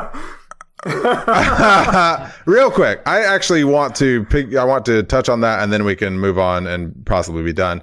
It's funny you say that, Blake, because I pondered that as a thematic convention to dwell on. I don't disagree with you, or at least what it sounds like is your sort of potential critique and or criticism there. But what's interesting is I listened to an interview. It may have been on the Bible for Normal People with William Paul Young, who wrote The Shack. And, he got a lot of blowback to his refiguring the God figure in that, or or what we would consider traditionally the father figure, as an old black woman. And he told this really fascinating story that really made me far more sympathetic to Mother Abigail this time around, although I do understand what you're saying and the sort of magical Negro convention. But he basically tells this story of being abused by older men as a young person, and how God to him in representation could not take the form of the traditional older man. Yeah. And that it refigured, it transfigured his ability to engage with God, the essence, to envision that essence as an elderly black woman because of the amount of abuse he had suffered in this other sphere. I don't know. It really, again, I'm actually sort of saying I think that's a real thing that we should be mindful of, but Mother Abigail specifically made me think of that story. And it really was like, that's pretty interesting. I don't think Stephen King intended any of that specifically, but it was interesting to have heard that conversation and see there is some value in some of those recastings of what we would conditionally or traditionally consider, sort of the God figure or what have you. And I think if she had actually been more of an like analog of God, because it feels like, at least, of course, I haven't read the book, so maybe she is more godlike in the book, but in the miniseries, it sounds more like she's just a messenger of God. Sure, it's that way. Yeah, and so. So if she was more of a incarnation of God, like I would have less of an issue, I think. Sure. Because there's kind of an inherent power and kind of a element there that adds to it. But the messenger element makes me a little bit more wary of her helping a bunch of white people. Yeah, well, and she did accomplish, much like Apotheosis and Christ in the Sidecar, she did accomplish a sort of standard kingism in this work, and that is she did make water. Yes, which, there you go. If you pay attention to King's text, he uses the phrase "make water" a lot as an analog for urinating on oneself. Nice. I think at the attack of the at the attack of the weasels, Mother Abigail made water, I believe, is where that happens. Yeah, that makes sense. I was like, okay. And the other thing is King is far from the only one who does this. Sure. Like, yeah. Like there's a whole making water? No, of the trope. Like there. Oh, sure. I mean, I'm really hoping for the moment where a character in a King book is like, well, Christ in the sidecar, I just made water all over myself. That's the apotheosis of what I wanted to happen. All right, Brother Lackey, do you want to pass the plate? So ladies and gentlemen, after a 2+ hour conversation, we are now going to enter into an epic David S. Pumpkins measurement. Now, this is going to be a little tricky because we normally only do David S. Pumpkins for films. Some people have watched the miniseries. Some people are going to be rating David S. Pumpkins based on the book. Some people are going to be rating it based on the audiobook. Some people are going to be basing it on the Wikipedia page. And some people are going to be basing it on the miniseries. So here's what we're going to do. Okay, the David S. Pumpkins measurement, of course, is in the area of style, scares, and substance. So here's what we're going to do. I am going to call you out. I'm going to call the individuals out. I want you to give me a measurement numbers 1 through 5. And what I want you to do is I want you to specify what medium you are giving that measurement to. Okay? So in the area of style, Nathan Rouse, I'm coming to you first. Bring it. In the area of style, tell me what medium you're giving and what number out of 5 you give Stephen King's The Stand. You know, surprising even myself based on my previous reading of the text and watching of the miniseries. In terms of style, my interpretation being how, sort of much I appreciated it, I'm giving it the book a 5 all the way. Awesome. Ian Olson, what are you giving to The Stand for style? My David S. Pumpkins, because I'm ready for my own thing. Style, I would give a 3, and it's a strong 3, okay? Because remember, I'm talking about the miniseries, and to get at more meat in this, I've referred to the novel many times, but style, I think I'd stick with 3, because it has all the marks of a TV miniseries from the mid-90s, which is exactly what it is. Although Ed Harris should add more style points, the problem is that dude from Coach, he kind of sacrifices a little bit of sexiness, and Rob Lowe tries to make up for it, but just can't quite pull it out of that trough. So, sorry, The Stand. Okay. Blake Collier, what do you give to Stephen King's The Stand in the area of style? Okay, so I did the miniseries and the Wikipedia page. The page I give a 5. Right. No, I'm going to give one full thing. So I'm going to give it a 2. Okay. Simply because the Wikipedia page was actually pretty informative. All right, so it gets another 1.5 stars. Yeah, exactly. All right, Jeff Hansen, what do you give Stephen King's The Stand for style? So for style with the book, which I listened to, I'm gonna go with a 5. I already want to read it again, especially after this conversation. Awesome. Okay, I am going to give the book a 4.5, and I'm going to give the miniseries a 2.5. Yes, because we're just going to be all over the place. That's awesome. That's awesome. Okay, so changing the order up just a little bit, I am coming to one Mr. Jeff Hansen. For the area of scares, what do you give Stephen King's The Stand? I didn't find it particularly scary. I'm going to go with a 2. All right. For scares. Okay. One Mr. Blake Collier, what do you give Stephen King's The Stand? I'm going to give it a big fat 1. For scares. All right.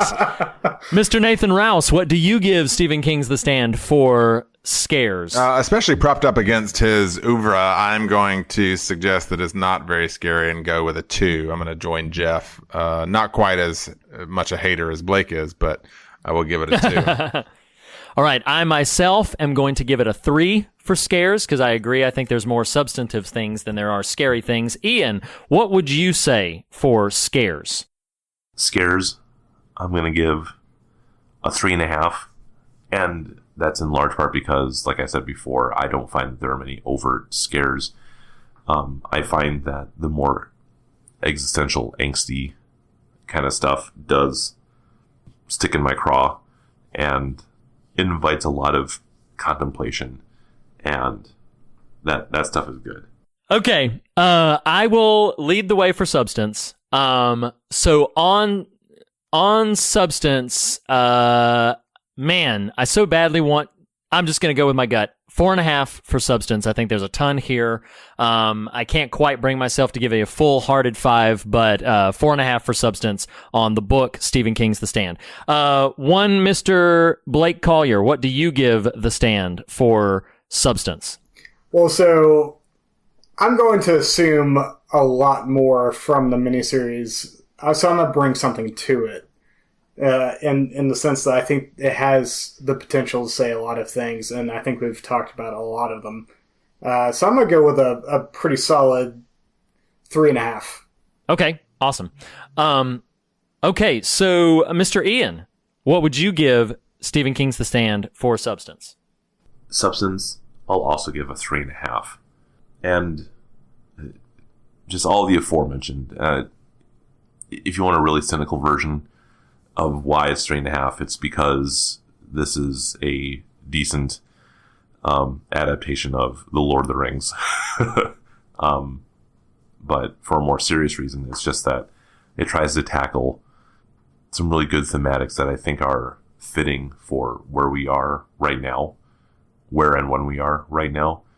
And it does so with a humanity that, like, frankly, I don't always see in King's novels. And whatever missteps are along the way, overall, the shape of this story and the part that his characters play in bringing to kind of like vivid awareness the gravity and the import of what we do as the largely anonymous, unremarkable people that we are is more solid than it is not. Also, oof. I think that we should say oof a lot more. It sounds kind of sexy. Oof. You sound like you've got Tourette's or something when you do that. Oh, man. Okay. All right. And Jeff Hansen, what do you give Stephen King's The Stand for substance? I'm gonna go with a 4.5. 4.5. And last but certainly not least, Mr. Nathan Rouse, what do you give Stephen King's The Stand for substance? I am going to land at a 4.5 with substance. All right. Okay. Hot diggity dog. So, ladies and gentlemen, that means after all of that math and after all of the calculations that we bring in, that means that we give Stephen King's The Stand. Please 7. Please let it be a 7. A 7 out of 10. David as MOON. That spells 7. It is in fact specifically a 7.08. But yes, it is a 7 out of 10. David S. Pumpkins. So yeah, perfectly fitting. It is. That's the most confused David S. Pumpkins we've ever had. Any but questions? Ladies and gentlemen, you can So get some sort of perspective. If Nathan, if you don't mind, I'll just sort of land the plane. Go right ahead, brother. First of all, I want to thank you all so very much for taking the time to engage with this material. It is hardy and lengthy, and whether you are watching a 6-hour movie or reading a 1,100-page book, it required a lot of you, and we really appreciate your time engaging with the material and coming here to be on the show. I want to give a quick moment to just give you guys an opportunity to say where you can be found. Or what you might be working on. So I'm just going to round robin it very quickly, and then we'll sign off and say goodbye. So Jeff Hansen, as the newest member, we're going to come to you first. Where can people reach out to you on the social media webs, if they will, or what are you working on right now, if you want to share? So you can find me on Twitter at Gwarf Jansen. I tweet about once a month. Nice. On average. Awesome. And then Mr. Ian Olson, who I think has devotedly signed off on all social media things. Is there any place where people can find you? Are you going to remain the mystical, ponderous wordsmith that you are, coming in these profound ways? Is there a place where people can reach out to you? And Blake Collier, you, however, are all over the internet. Yeah, where can we everywhere. find you? especially on that one site that shall not be named, Blake. Yeah, exactly. I mean, what? Yes, there's several sites that shall not be named. Wow.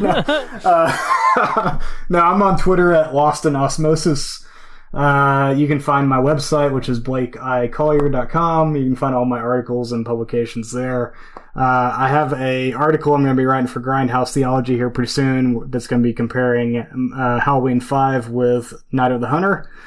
Ooh. And then I write for Mockingbird as well. I haven't written anything for them this year, so I'm going to try to get something to them before the end of the year. And then I write a column for Real World Theology that's monthly, and I'm currently going through the Decades of Horror and we are about to hit the 1940s next month, or this month, technically. Nice. So that's where you can find me. Nice, very nice. Well, ladies and gentlemen, you can stay tuned right after this conversation closes to hear the social media cues for the Fear of God and for Nathan and myself. Gentlemen, this has been a tremendous thrill. This has been a real pleasure. Thank you so much again. And it was great to have the Losers Club back together. It was great to have Flags Vegas front and center. This was a real delight to me. So listeners, stay tuned to social media to see what's coming next for us. And guys, just thank you so much again from the bottom of our heart. We really appreciate you being here. Yeah, thanks for having us. You guys. Yeah. See you next week, everybody. See ya. The fear of God is the beginning of wisdom, but not the end of the conversation. And you can continue the conversation in a variety of ways. You can follow us on Twitter @TheFearOfGod. You can like and follow us on Facebook or join the Facebook Fear of God discussion group. You can follow us on Instagram @Fear of God Podcast. Go to morethanonelesson.com for show notes or to leave a comment on this post or any of the other official episode posts. Email us at fearofgodpodcast@gmail.com. And last but not least, if you listen to us through iTunes, we would greatly appreciate a rating or review. Thank you for listening. We'll see you next week. Bye, everybody. Did you just say stay golden, Ian? Hi, everybody.